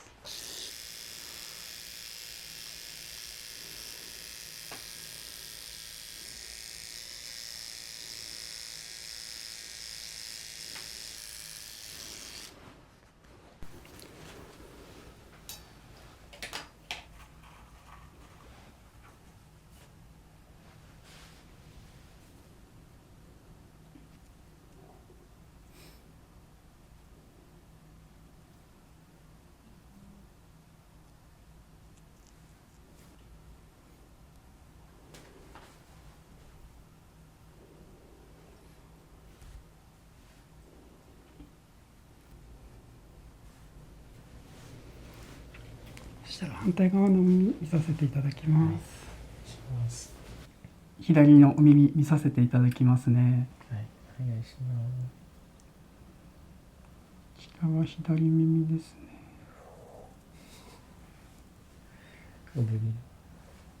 左の耳も右側と似ている感じですね。やっぱ入り口にしっかりと耳垢が出てきてて、そうです。確か奥の方行くとやっぱりこう右側に。はい。が少し赤くなってる感じですね。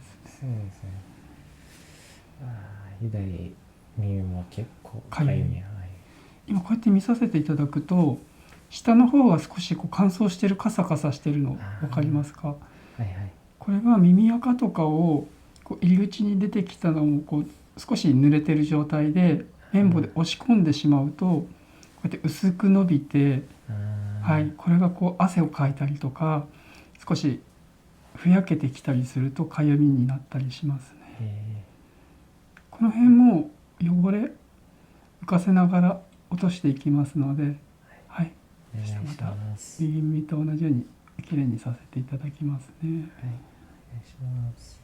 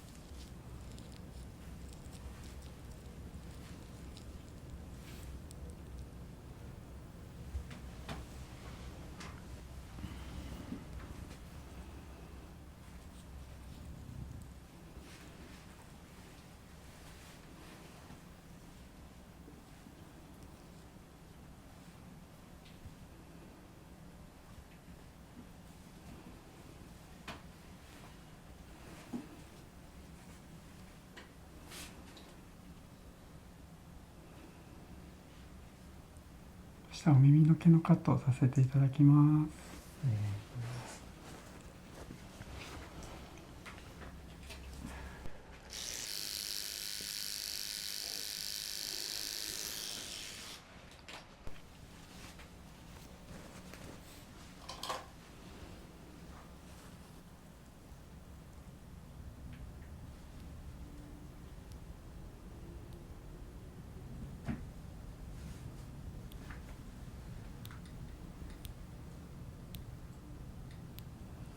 少し乾かしますね。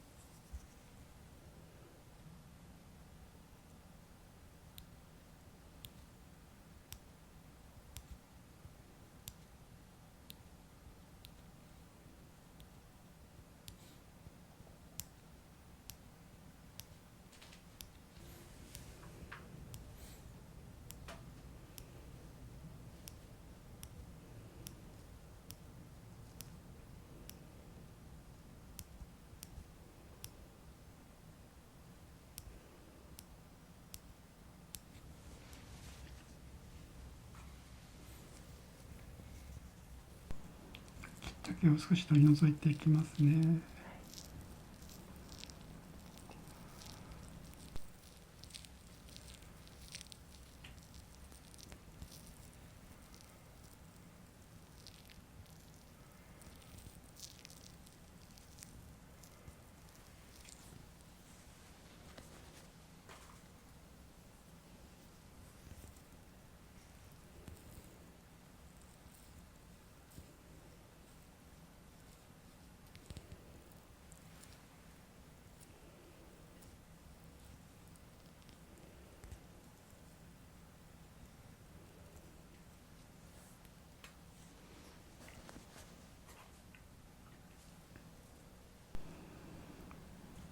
お耳の中お掃除していきます。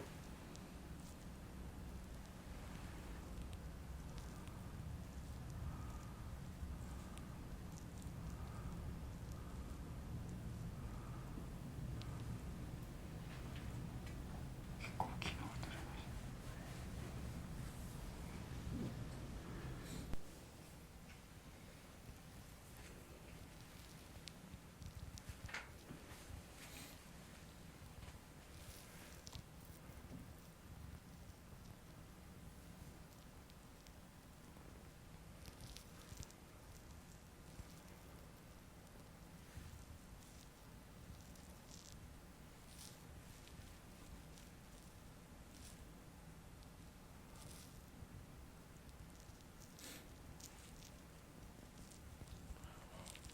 普段この辺とかは全然下がってる感じしますか？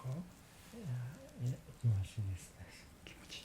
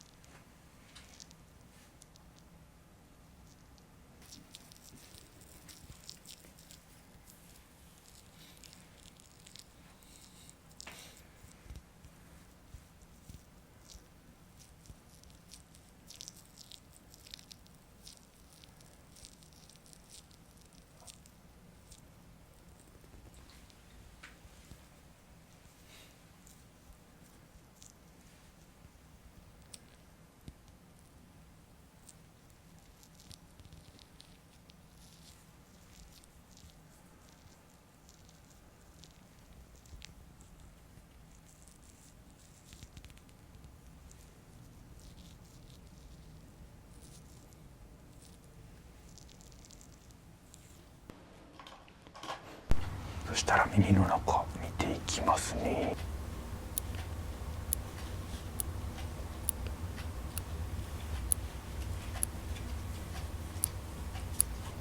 日本人の方はちゃんとしているんですか？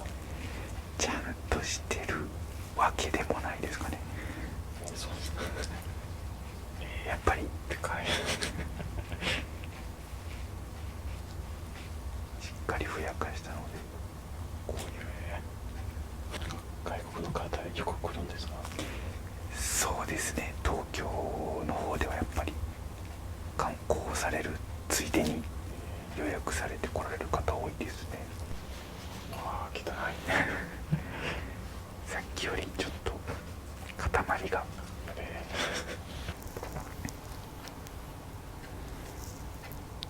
っぱり資格を持ってる人じゃないとマッサージもお耳掃除もできないようになってますね。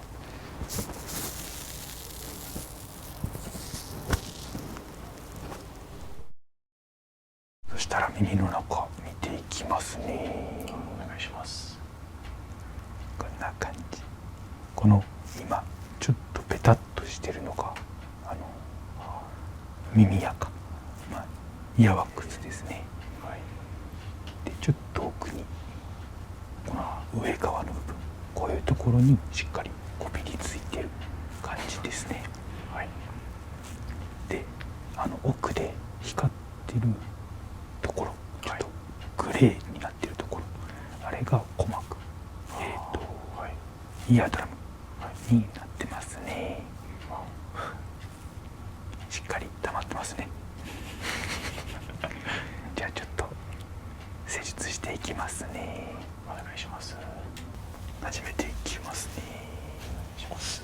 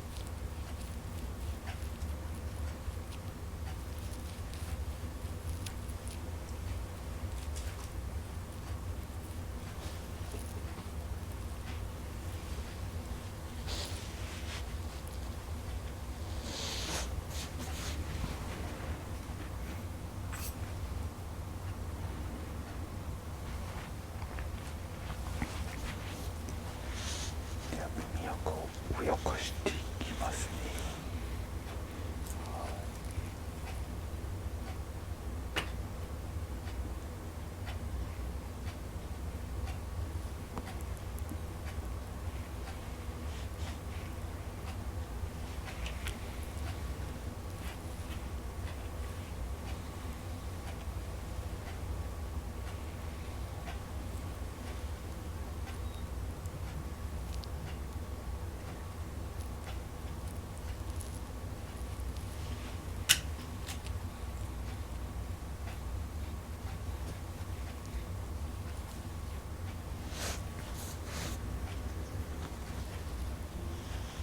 この辺の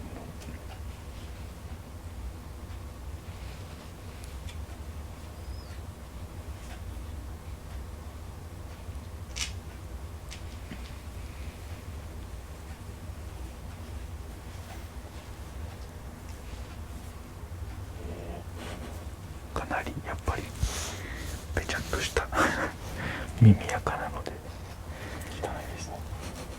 いや皆さんこんな感じのそうですね。海外の方はやっぱり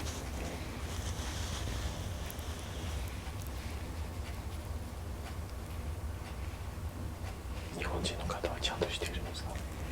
ちゃんとしてるわけでもないですかね。そうですね。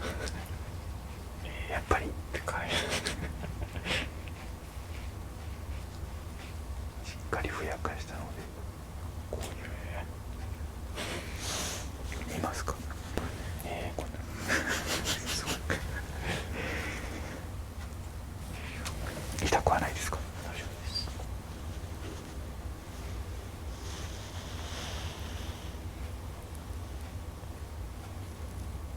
です。ちなみに髪の毛って自分で切れますか？耳の中の毛は基本的にはもう自分では何もしなくても大丈夫です。やっぱりそうですか。今日に関しては、ちょっとカメラのこの映像の邪魔になるのでそっか。切らしていただいてますね。わかりました。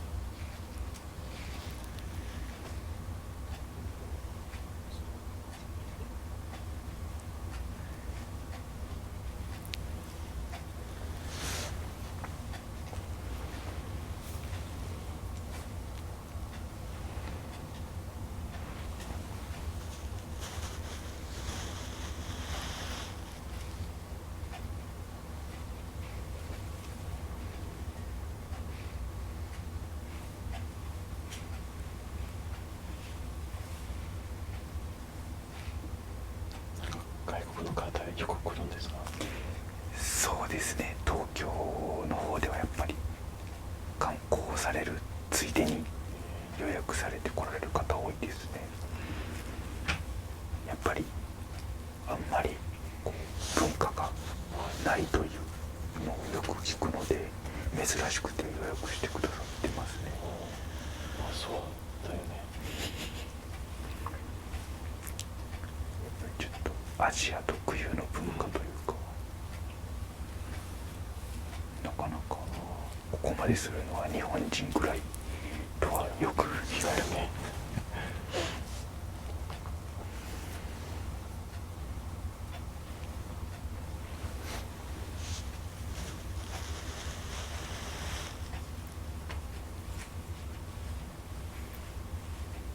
ちなみにどちらの方来るんですか？でも特にこう偏りもなくそのアメリカの方とかも来られますし、中国とか韓国の方も来られますし。そうですか。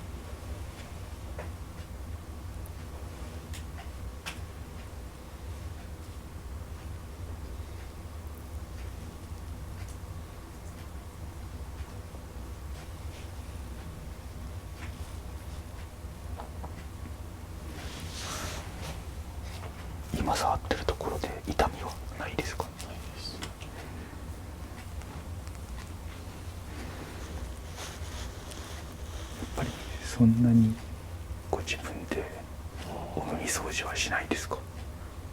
いや普段はしてますけど結構綿棒でとか。そうなんかあまり良くないと聞いたことあるんですけど。良くないこともないんですが、やっぱりこのそうですね、奥を触ってしまうっていうところがどうしても危険になってしまうので、それこそ耳垢を押し込んでしまったりとか、もともとここの皮膚が薄いのでそこをこう傷つけてしまって、血が出てしまったりとかしてしまうので、回数というよりは場所、お耳掃除する場所をちょっと気を使ってもらえた方が耳にとってはいいことだなと。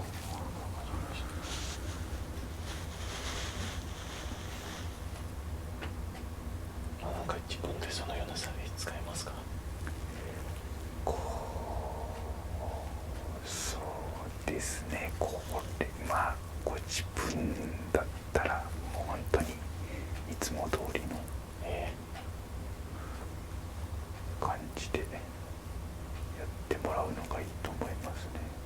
そっか。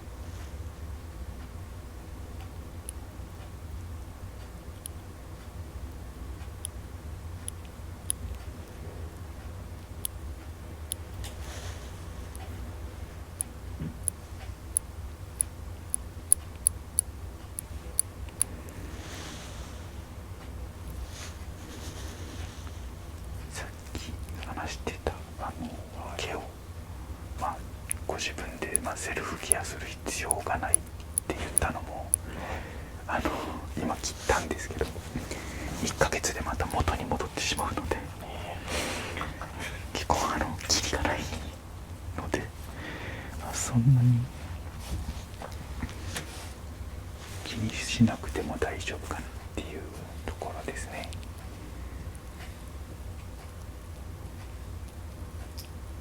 なんか多いですね、髪の毛。それなんか外国人だから。これは細い普通の毛と違って産毛なので、普通の毛よりももうちょっとこう生えてるというか密集しているのでちょっと多く見えるんですけど実物はもう全然見えないぐらい。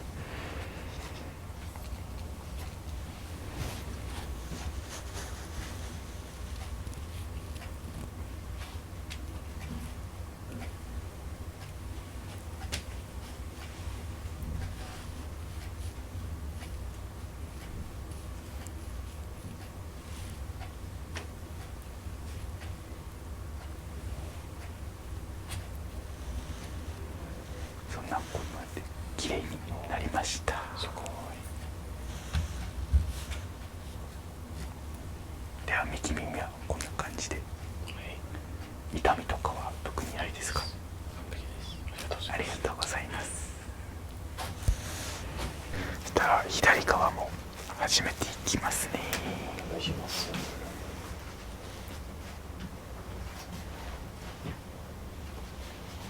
汚いさっきよりちょっと塊が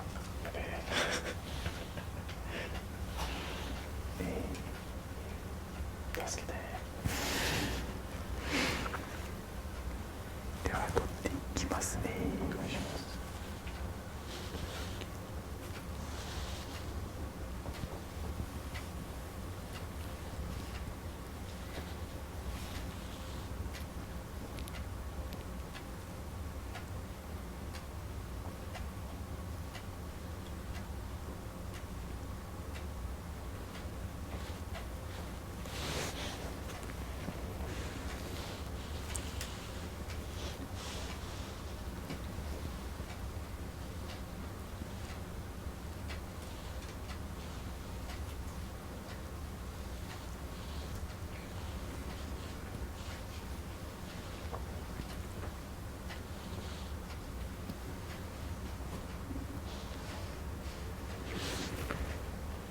右に比べて左耳はちょっと曲がりが強いやっぱりので、多分自分でもお掃除はしにくいんじゃないかと思いますね。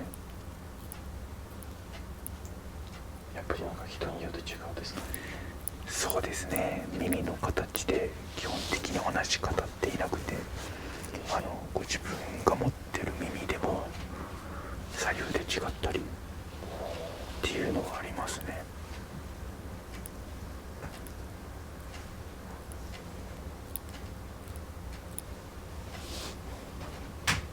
なんかよくしていますね。その勉強した時はなんかいろんなタイプとかについて何かありましたか？基本はもう最初ははい。もう何が何だか分かんなかったので、やっぱりいろんな人の耳を触ってみて、ようやく教えられたことが分かったというか。すごいですね。今言ったことはほとんどもう実体験でしか。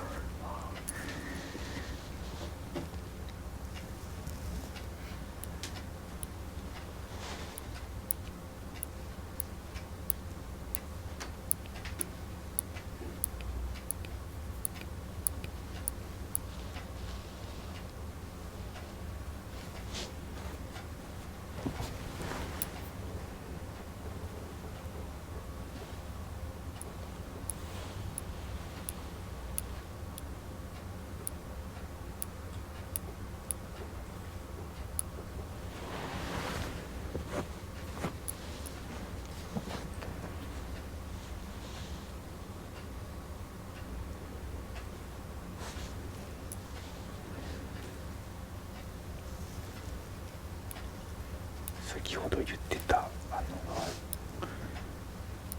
ご自分でされて耳垢を押し込むっていうのが今のこの状態。マジですか？やっぱりこう普段自分の耳では見えないものなので、どうしてもこういう状態になってしまう方も多いですね。そうですか。かといってそれが何か最悪なことになるっていうことでもないので、全然安心してもらって大丈夫なんですけど。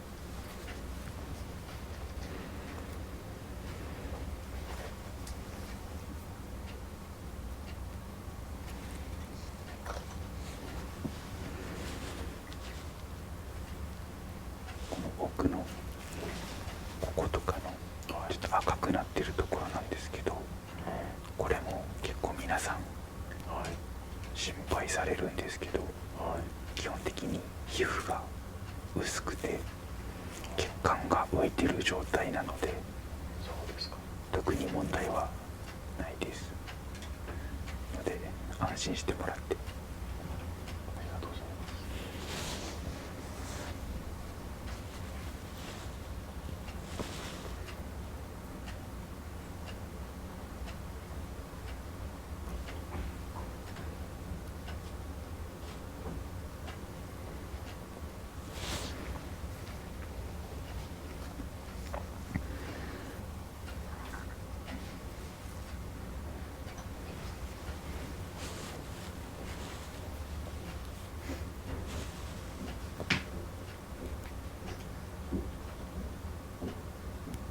なんか水でその耳を洗うのはって大丈夫ですか？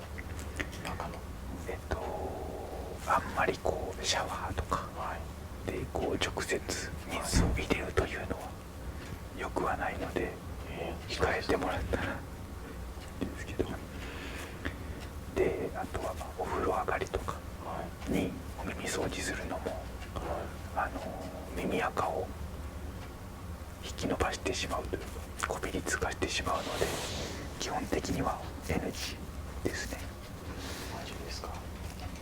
なので、どうしてもこうしたくなった場合はお風呂前か、お風呂後にこう水気をしっかり取った上で、乾いた1、2時間後に、お耳掃除、耳垢を取ってもらうのがそうですか。基本的にはいいですね。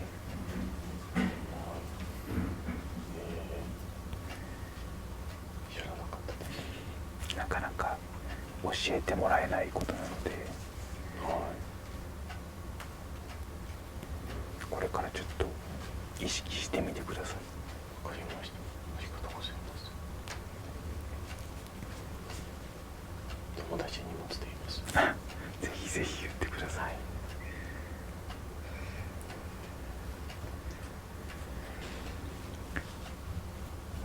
でも耳垢というか耳の中は結構固まって耳垢があったので、目立つものを取ればしっかりきれいになるお耳ですね。あまりこう手間のかからない素直なお耳やと思います。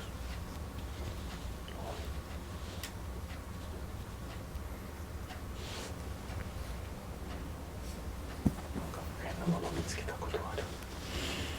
変なものですか？耳の中で。砂、海の砂、そうですか。サーフィンとかされる方だとどうしても入ってしまって、そのまま出てこなくなってしまうので、それがやばいですね。なかなか危なかったです。そしたらこんな感じで。ありがとうございます。痛みとかはないですか？ないです。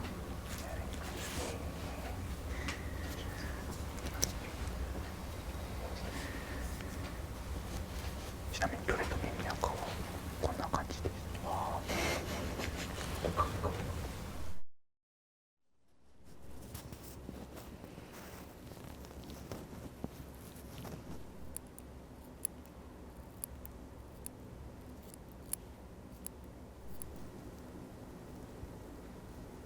痛くないですか？大丈夫です。は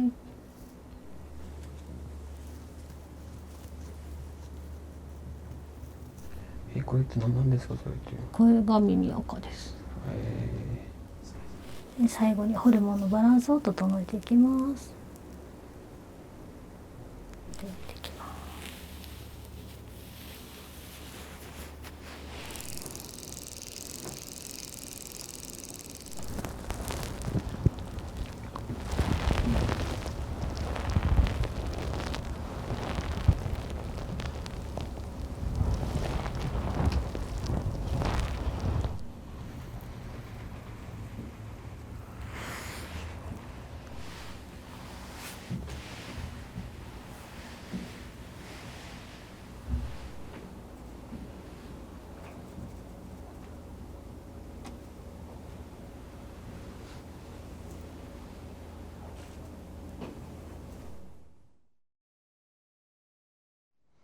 はい、じゃあ頭後ろにつけてください。はいはい。じゃあモニター見えますか？見てます。はい、お耳の中一緒に見ていきますね。失礼いたします。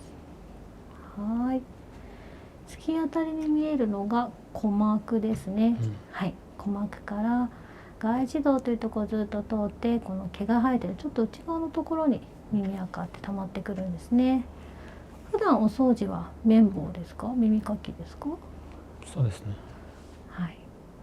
綿棒かな。綿棒。見ます。はい。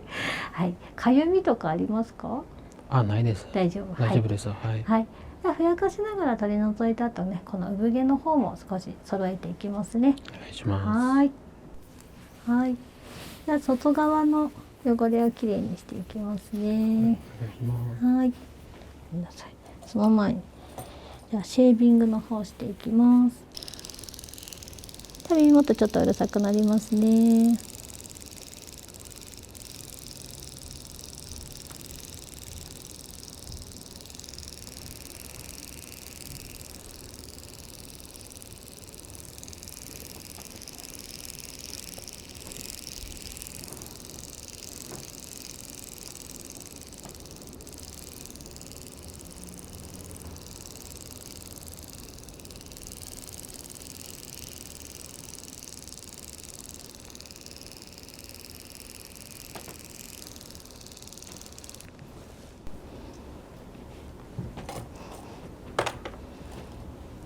では外側の汚れをきれいにしていきます。はい。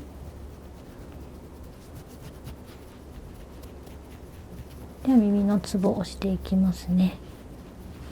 耳には200以上の全身のツボがあるんですね。耳たぶがお顔になってまして、首、肩です。ずっと背骨、腰、足で真ん中に内臓があります。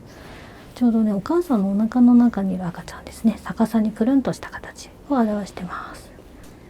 はい、ツボをしていきます。痛かったらおっしゃってくださいね。で、ここはイライラを抑えて心穏やかにしていくツボです。はい、でストレスのツボですね。はい、ここは血流を良くしていきます。で疲労回復のツボですね。で最後にホルモンのバランスを整えていきます。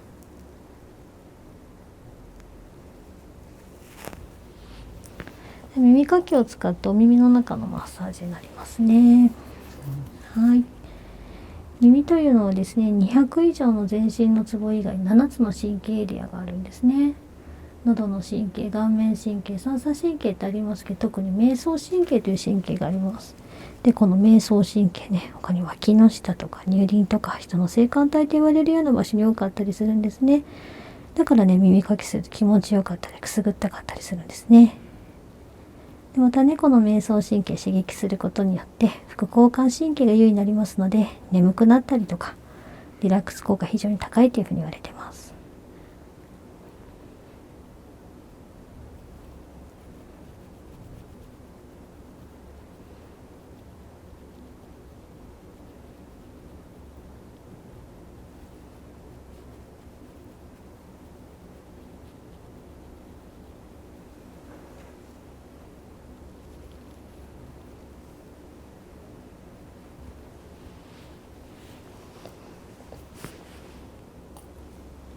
では耳の中きれいにしていきますね。では耳の中失礼いたします。では濡れた綿棒で拭き取っていきますね。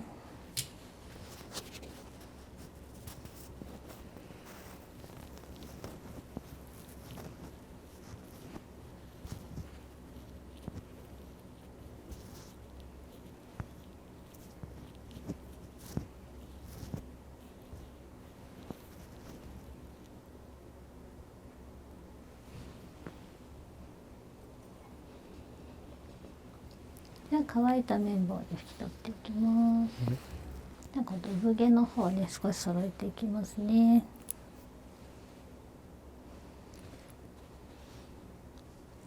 失礼します。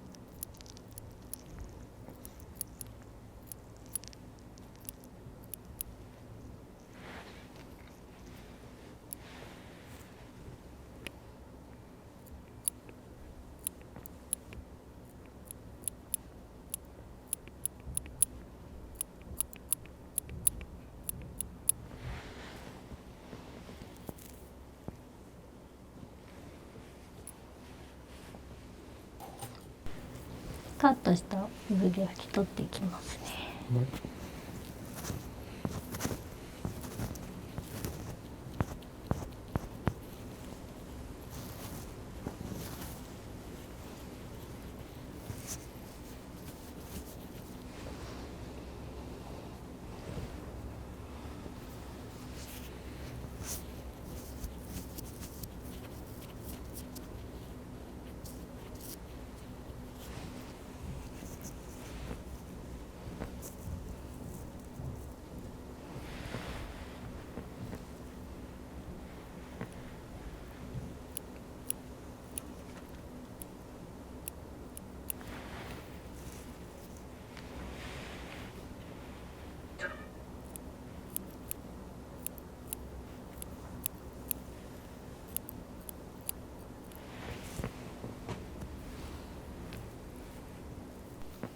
拭き取っていきます。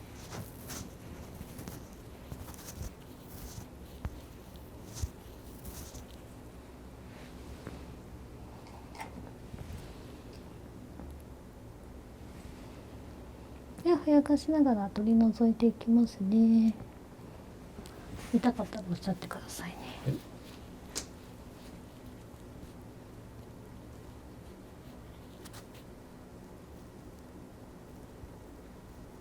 痛くないですか？大丈夫です。はい。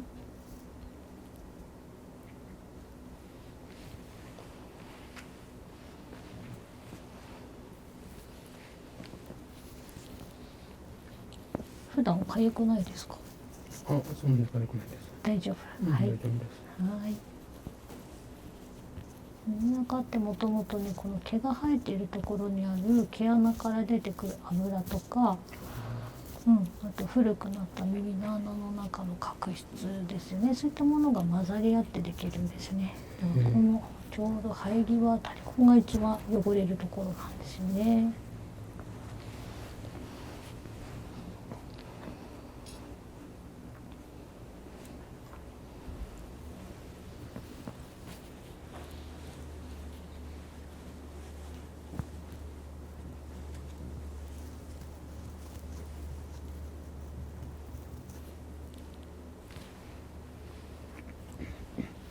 大丈夫、喉イガイガしてないですか？そんな大丈夫。はい。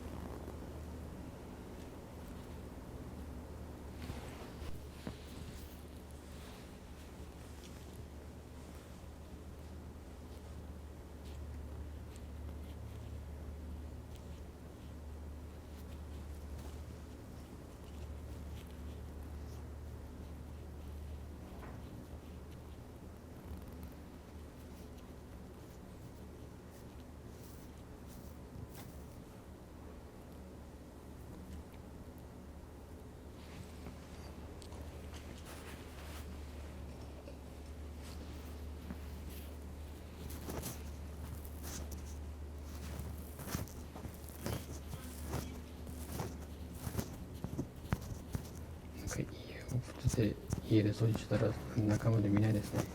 そうですね。どこが綺麗かとかが。自分だと絶対耳の中見えないですもんね。今、初めて見て、びっくりしました。耳の中ってこんなになってるんだみたいなね。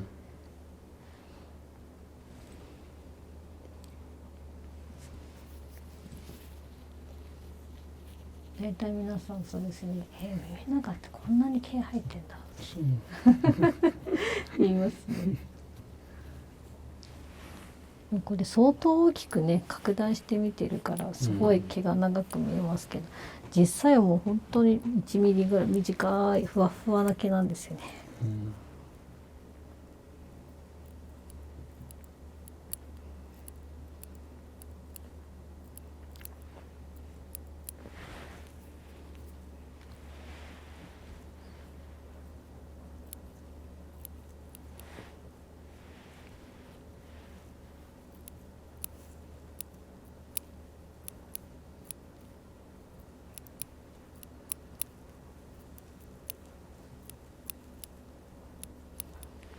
たまにねこの毛があるからかゆいんだっておっしゃる方もいらっしゃいますね。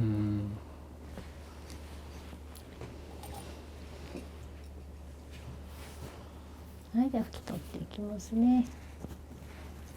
なんか毛があったらそんなに痒くなるやつですか？そうそう、なんかこの毛があるところに耳垢がうっすらついてて、それが痒くなるっていう人もいれば、毛が長くてふわふわってこうして痒いっておっしゃる方もいらっしゃいますね。はい、こんな感じでどうでしょうか？そうなんですね、綺麗です。大丈夫ですか？はい。では梵天入れていきますね。はい、で梵天入れていきま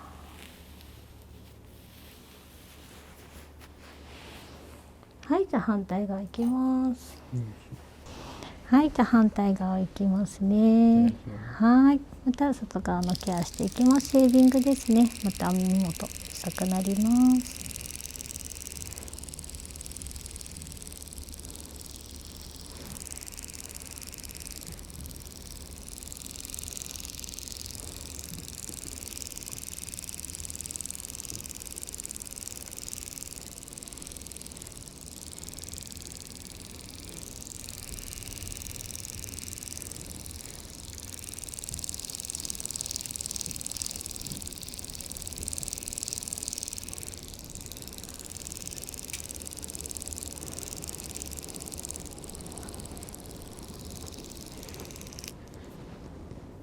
でこちらもまたつぼをしていきますね。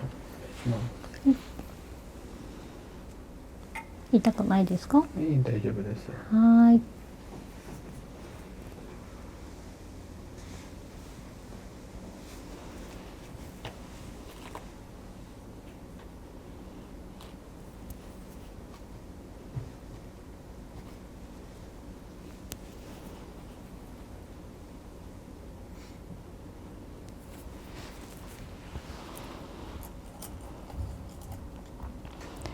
では耳の中で耳かきを使ってまたマッサージの方していきますね。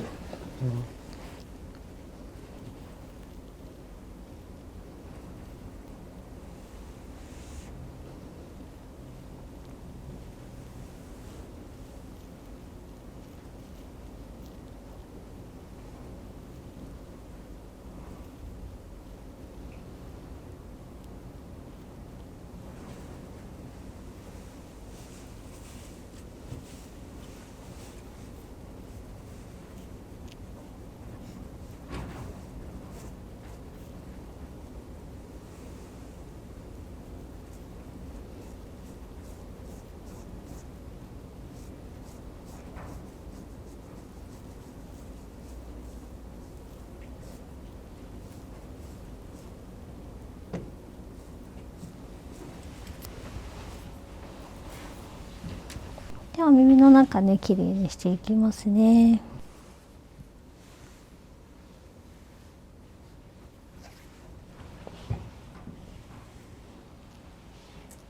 そうですね、毛がいっぱい入ってるんですね。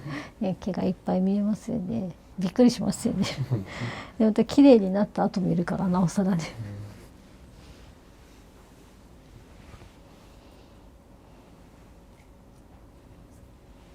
で濡れた綿棒でまた拭き取っていきます。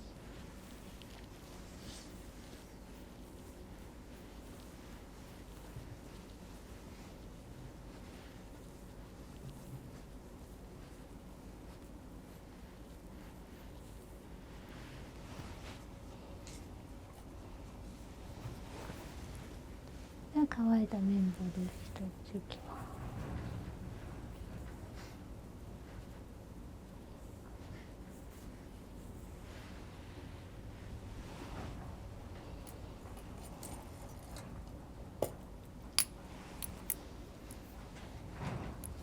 では産毛の方少し揃えていきますね。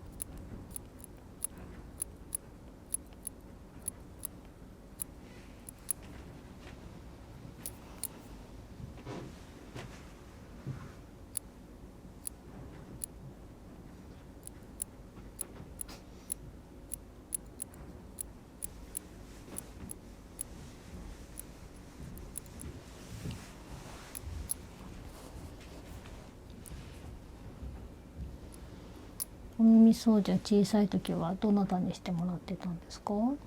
したことないですもん。これ初めてです。そうなんですね。あんまり人にしてもらうことないですか？そうです。もう今日ちょっと中身見て、そんなに毛が生えてるかなと思ったんです。びっくりですよね。そうなんですね。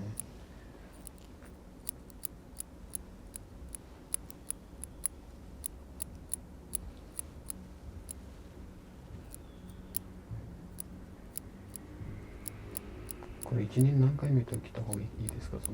大体そうですね。耳垢ってそんなに急にね増えたりするわけじゃないし、産毛もね、この毛もそう急にね明日また元に戻るわけじゃないので、そう大体皆さん2、3ヶ月に1回ぐらいですかね。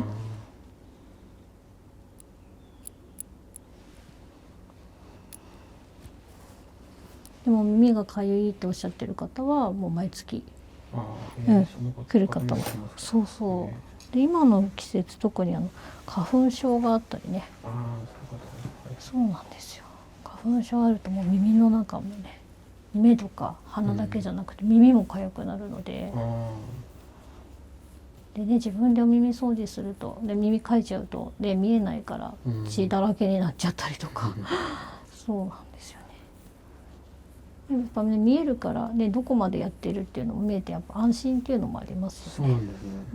私も本当に今安心なので、自分で家でやったら、最後まで行ってちょっとこれ最後かなと思ってもうちょっと行ったらちょっとなんか問題があるかなと思って、ね、なんかこれ以上行ったらやばそうと思うところは大体やばいからやらない方がいい。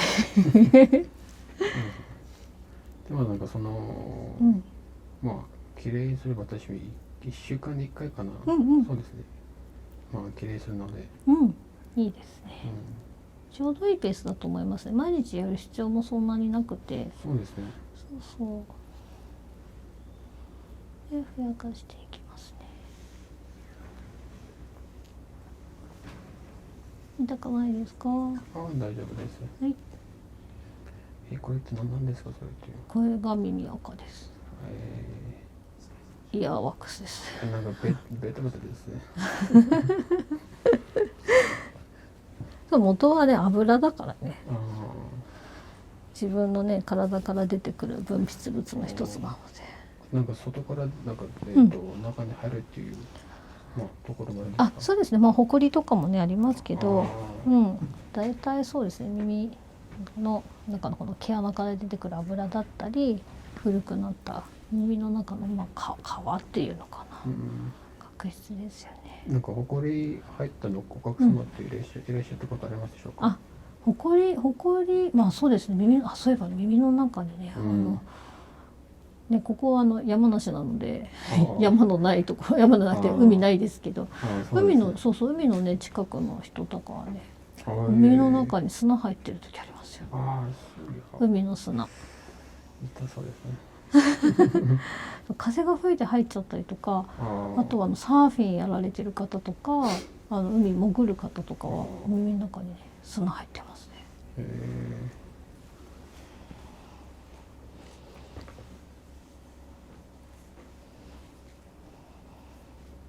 こうやって掃除したら本当にいいと思いますので。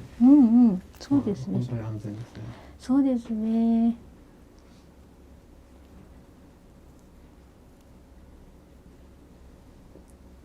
痛くない？大丈夫ですか？大丈夫です。ちょうどこうくぼんでるからここに汚れがたまるんですよね。左耳がもう最初から最後まで全然痛くなかったので。よかった。そうですね。本来気持ちよかったもん、なんか眠くなったそう、耳ってね本当眠くなるんですよね。私なんかかゆいと思ったので、そんなにかゆくなかったので。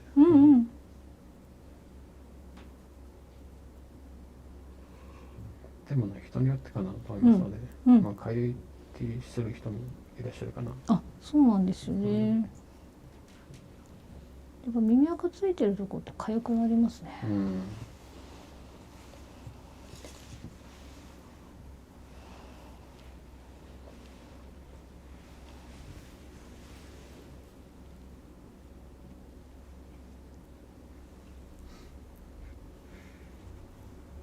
でね、右の耳垢のつき方と左って同じじゃないし、耳の形もね、違いますよね。そうなんですね。そう、耳と右と左も違うし、みんな違うから同じ耳が2つないんですよね。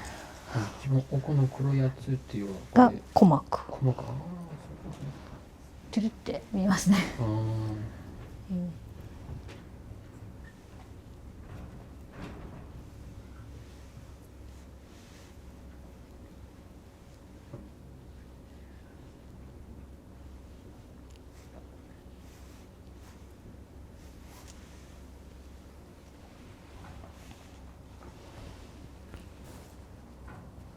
でも普段からやっぱ上手にお掃除できてますよね。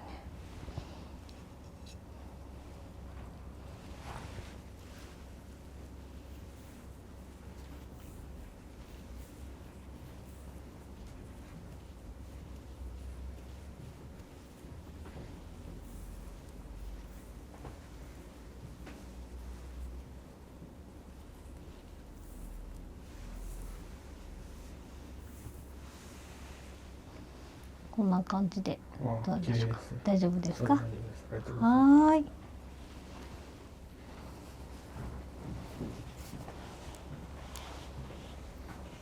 じゃあ梵天入れていきますね。はい。はい、お疲れ様です。はい、それではスコープコースね、スコープ見ていきたいと思います。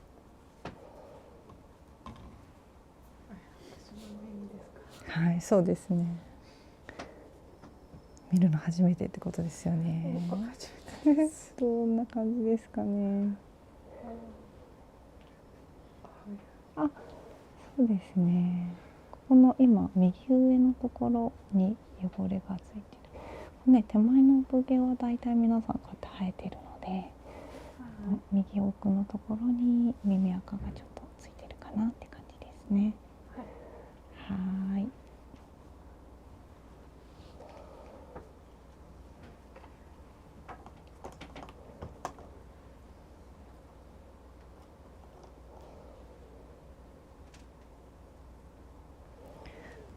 少し冷たくなります。大丈夫ですか？はい、大丈夫です。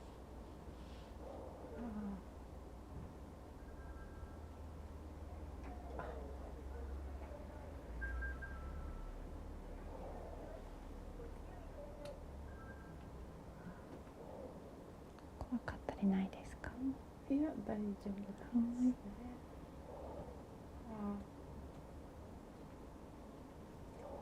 初めて耳の中ですけど、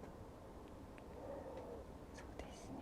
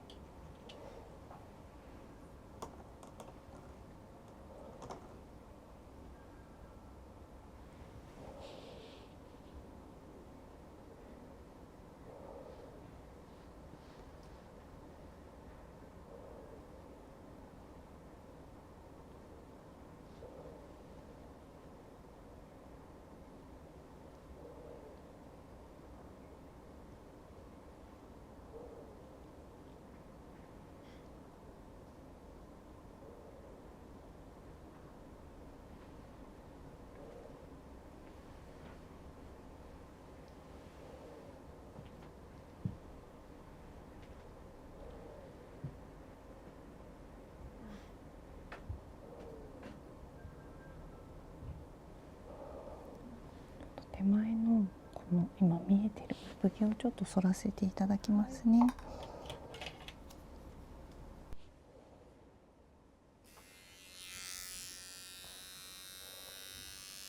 ちょっとくすぐったいです。はい。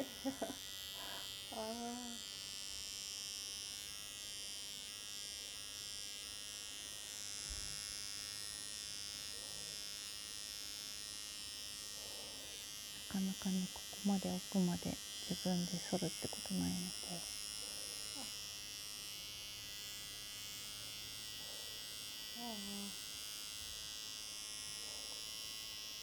思議な感覚です。バーバーみたいですね。そうですね。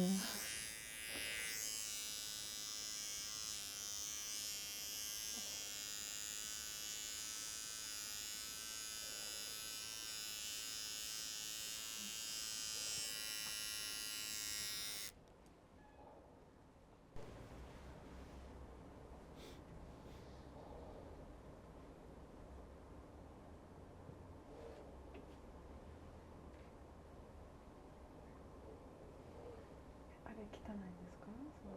そうですね。ここに、そうそう、これが汚れですね。はい、はい、そうなんです。これね、これでもね、自分だと届かないところなので、まあちょっとそうですね、しょうがないかなって感じですかね。ここにもちょっと一応くっついてるのが少しうっすらと黄色っぽく見えてる汚れになりますね。でもこのぐらいは結構皆さんいらっしゃるので全然大丈夫です。恥ずかしくはないです。もっと多い人もっと多いので。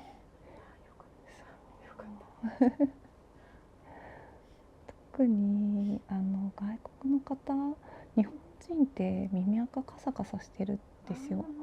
まあ8割なんですけどね。でこういう柔らかいお耳の方って日本人2割しかいないので、はい、ただ外国の方は逆にほぼほぼこういう柔らかいお耳の方が多いので、こんな感じでくっついてる方結構いらっしゃいますね。日本人はよくその耳のマッサージとかありますか？耳の掃除ですか？はい、耳の掃除。そうですね。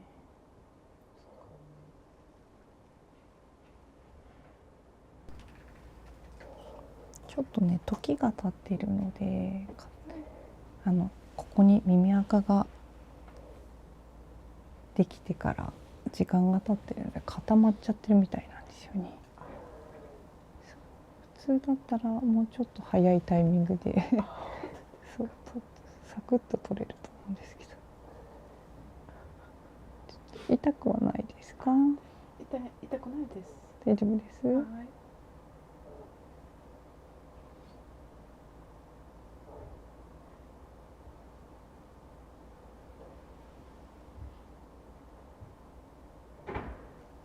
柔らかいお耳の方って逆に固まっちゃうとしっかりとこびりついちゃうので。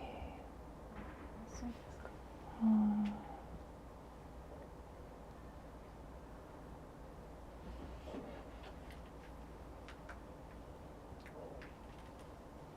ちょこっとここに一部取れたって剥がれてきたって感じですね。ちょっとだけ取って。そうちょっとくっついてきた感じです。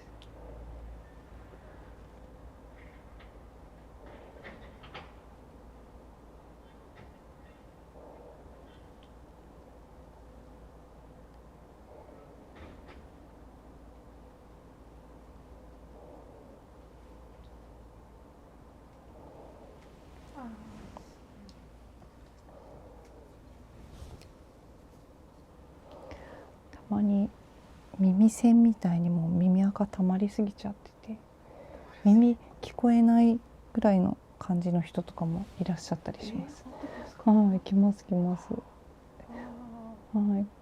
そこまでですか？そうですね。そこまで溜まりきっちゃってみたいな。中にはいらっしゃいますね。ちょっと今左にいるのが一瞬気になっちゃいましたけど、ごめんなさい。だいぶ柔らかくなってきたかな。そんな来てよかった。本当ですね。いやでもこの量でトラブルになることはないんですけど、でもたまにねこうやって取ってあげることによってついたところにどんどんついていってしまったりするので。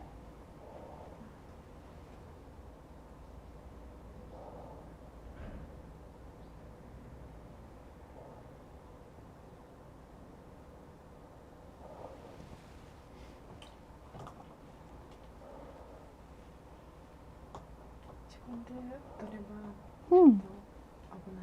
そうですね。ここはご自身でちょっと取るのには危険なところなので、まあ普段手前の方はそこれほどなかったので、普段掃除されてるのは間違いはないと。取れましたね。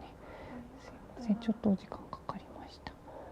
しっかりと固まって乾燥して固まっちゃってた感じだったんで、はい。ちょっと救出した感じがあります。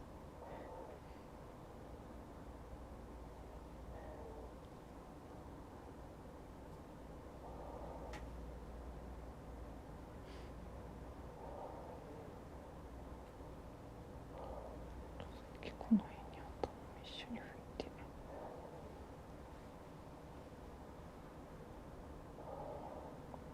うん、汚れはほぼ取れましたね。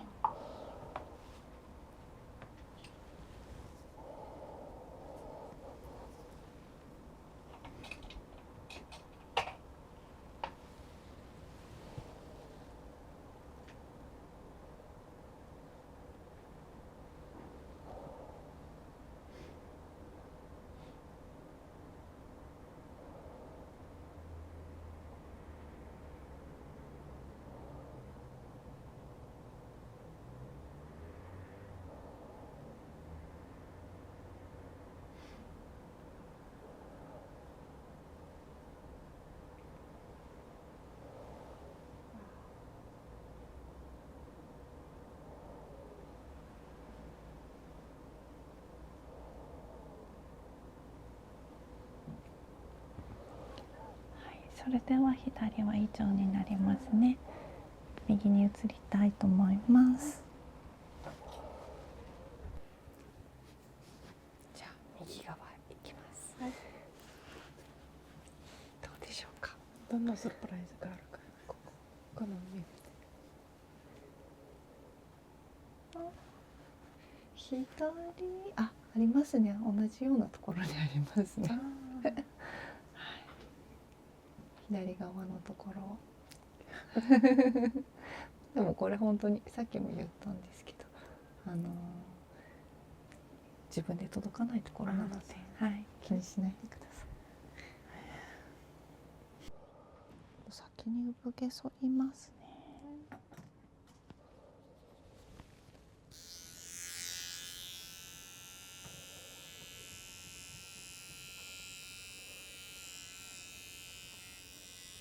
2回目でちょっと怖いですか？くすぐったい。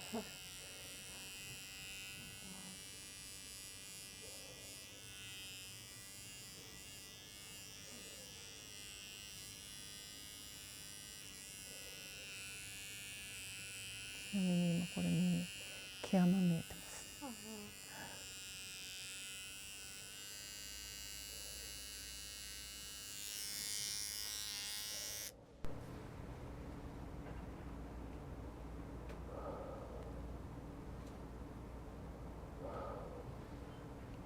耳も大丈夫ですか？大丈夫です。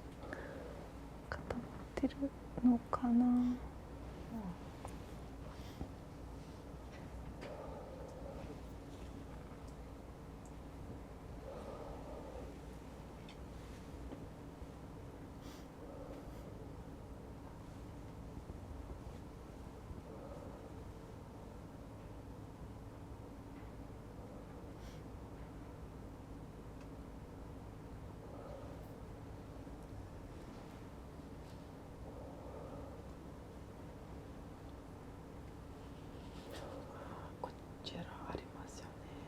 そうですね。量的にはさっきよりありそう。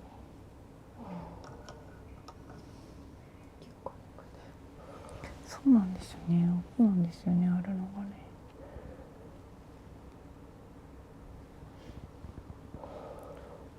奥にあるのはあんまりモニターを使わないで撮りたい感じではあるんですけど。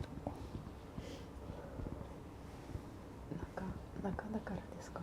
そうなんですよ。奥になっちゃうとちょっと鼓膜がほんと近くなってしちゃうので、ちょっと痛い思いしちゃったりとかもするので、そうするとせっかくねやってるのに痛い思いをして取るのもちょっと嫌じゃないですか。なのでできたら痛いですか？大丈夫ですか？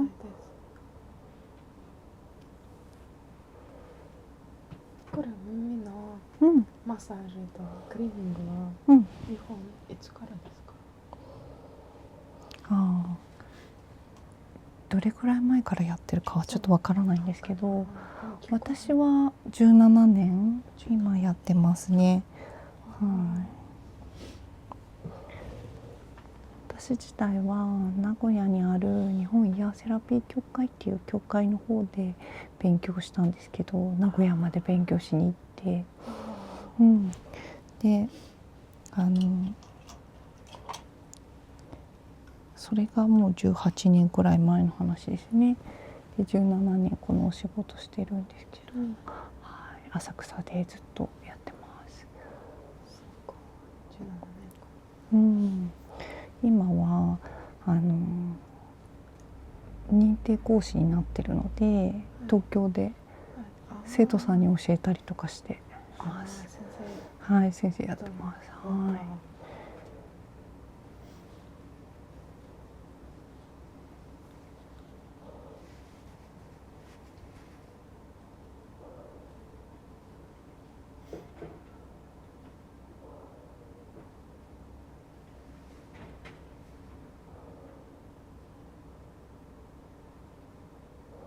ちょっとね、痛いです。ちょっと痛いですか？ごめんなさい。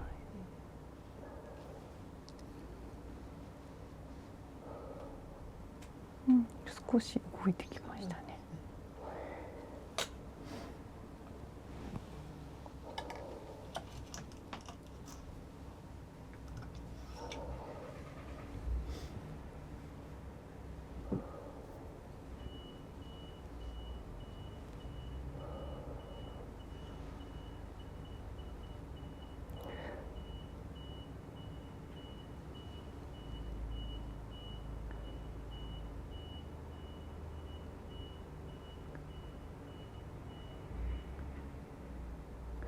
奥の汚れだとこの後一度スコープなしで掃除させていただくんですけど、その時に取らせていただくのも一つなんですけど、それでもいいですか？大丈夫です。大丈夫ですか？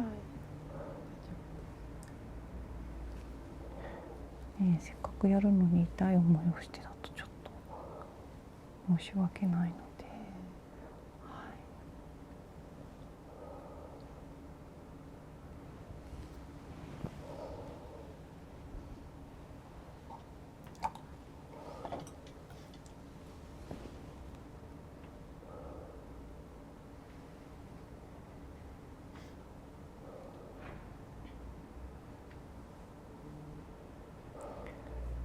右耳はスコープでやってる時間少し短くて申し訳ないんですけれども、一旦ここでこのスコープは終了させていただいて、耳かき普通にですねスコープなしでの構想させていただきたいと思います。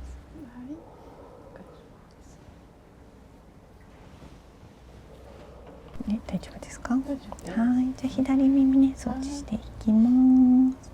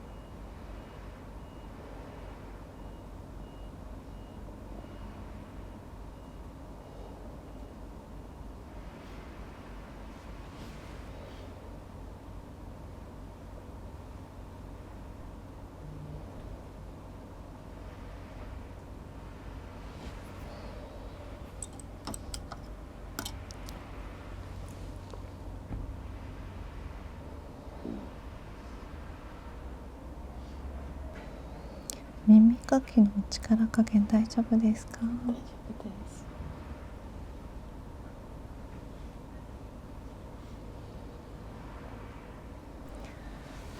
少し冷たくなりますね。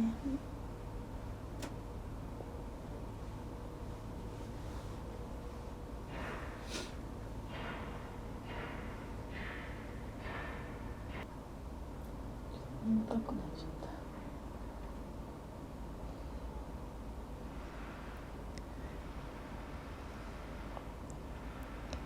8割9割の人寝ちゃいますよね。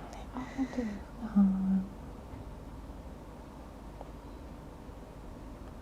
たまになんか寝たくないんで話しかけててくださいずっとって言われて、ずっとコース中ずっとお話ししておしゃべりしてることあったりします。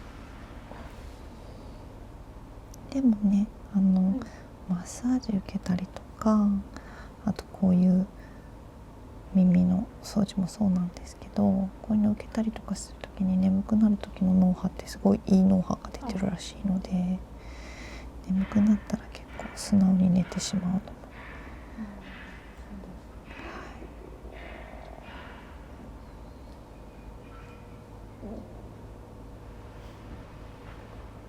男性とか女性の方多いですか？男性のお客様の方が少し多いですね。でも結構半々ぐらいですかね、お客様としては。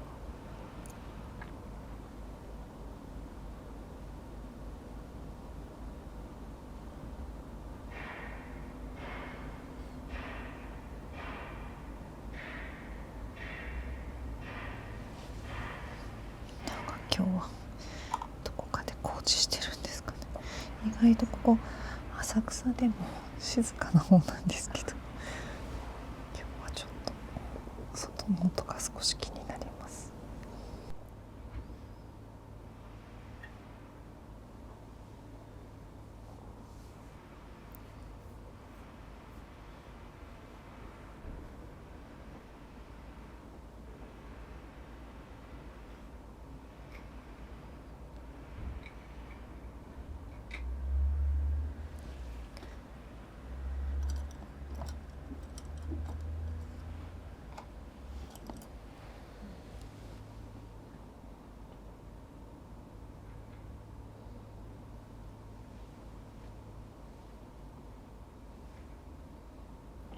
1年どのくらいした方がいいですかね、なんかイヤークリーニングを。そうですね。お自身でするのは普通は1週間に1回ぐらいで大丈夫で、私たちの方でおすすめしてるのは 1,2 ヶ月に1回きちんとした掃除をしていただければ、逆に普段はこう指が届く範囲のところを拭き取ってもらえれば大丈夫なくらいです。2ヶ月1回。そうですね。そうすると例えば奥に押し込んじゃうとか、そういった時にトラブルになる前に、取ることができるので、あと 1,2 ヶ月だとさすがにね、そんなにすごいたまるって人はいらっしゃらない。たまにいます。ごくごくたまに。うちのお客様でも毎月いらっしゃってるんですけど、毎月すごいですねっていう方も、いらっしゃるんですよ。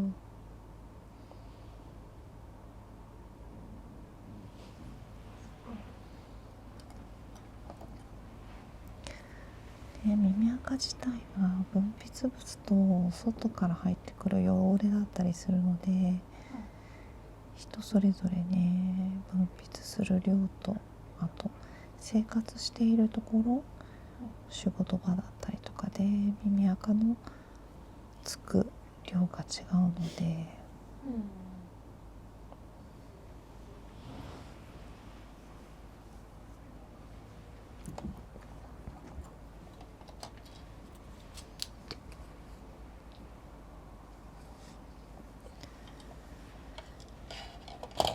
別な国でイヤークリーニングとマッサージ見たことがないか本当ですか？そうです。台湾とかベトナムとかインドとかありますか？はあるそうです。はい、はい、それでは左側終わりで右側に移りますね。それでは右側に移りますね。はい、失礼いたします。申し訳ないです。少し左を向いていただいていいですか？はい、ありがとうございます。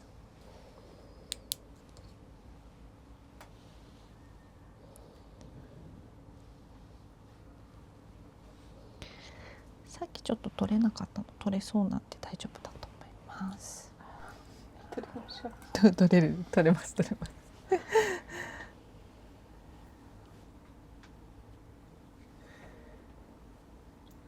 その耳の中の髪は、はい。カットするああ、のは大丈夫ですか？耳の毛ですね。とても細い産毛っていうのなんですけど、鼻毛とかと一緒で、外からの汚れとかそういったものを中に入れないようにしているものではあるんですけど、伸びますので、さっきみたいにちょっとシェーバーで切ったりとかするぐらいであれば問題ないです。すぐ生えてくるのでね、大丈夫です。髪の毛とかね、眉毛とかと一緒ですぐ伸びます。大丈夫ですよ。気になさらないでください。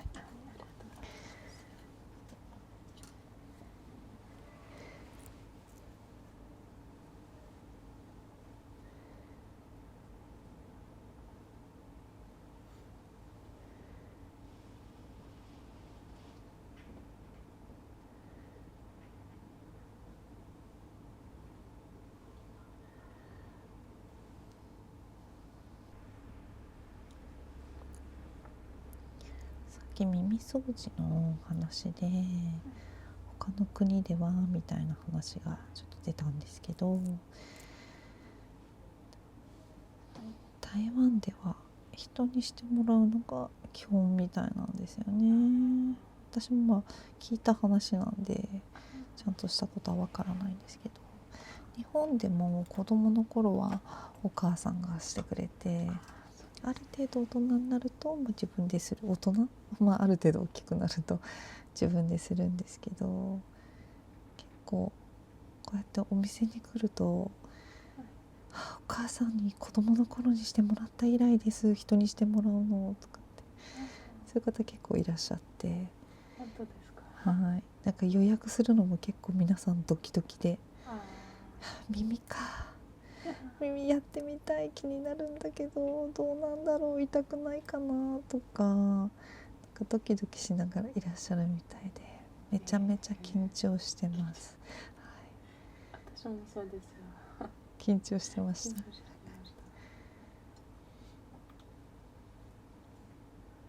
すごいなんかいい気持ち、本当にいい気持ちになって、よかったです、気持ちよかったとかって言っていただけるとよかったなって思います。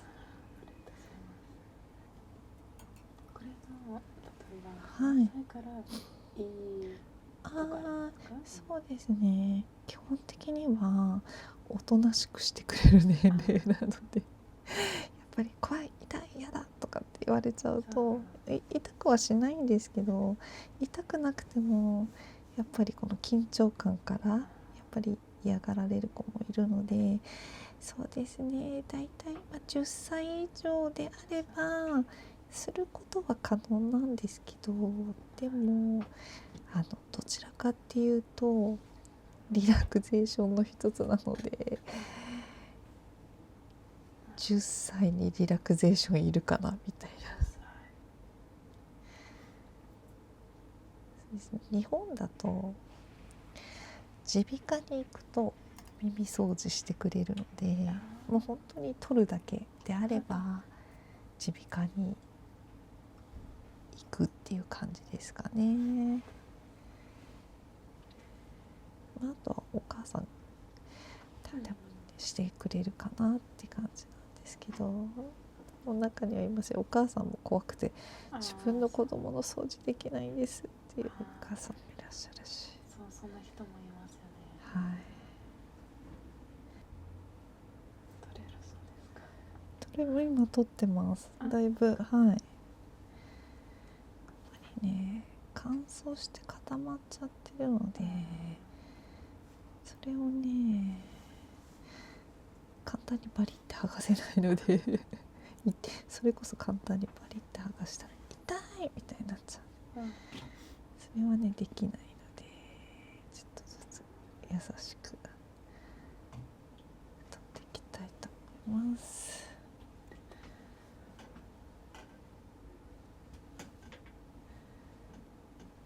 痛くはないですか？いや、大丈夫ですか？ましたね。あ、よかった。はい。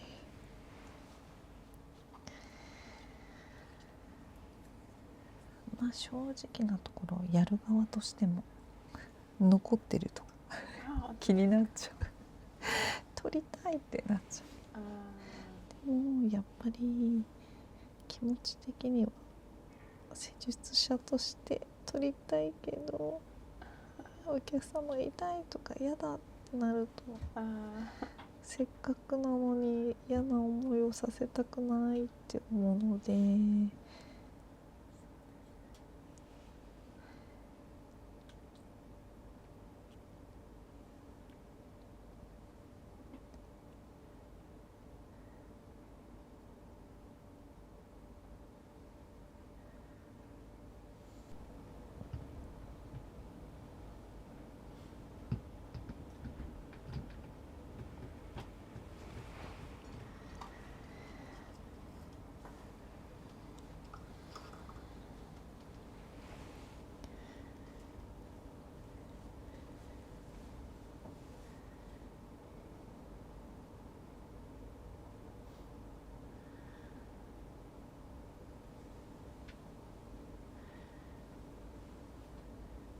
くすぐったいですか？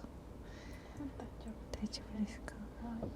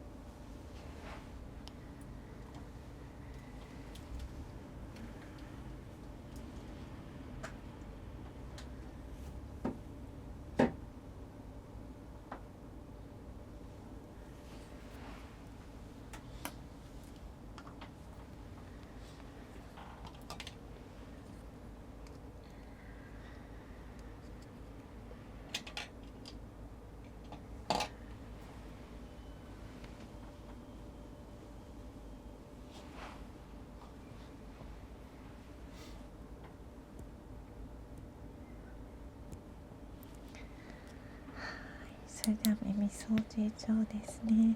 ちゃんと取れました。ありがとうございます。よかった。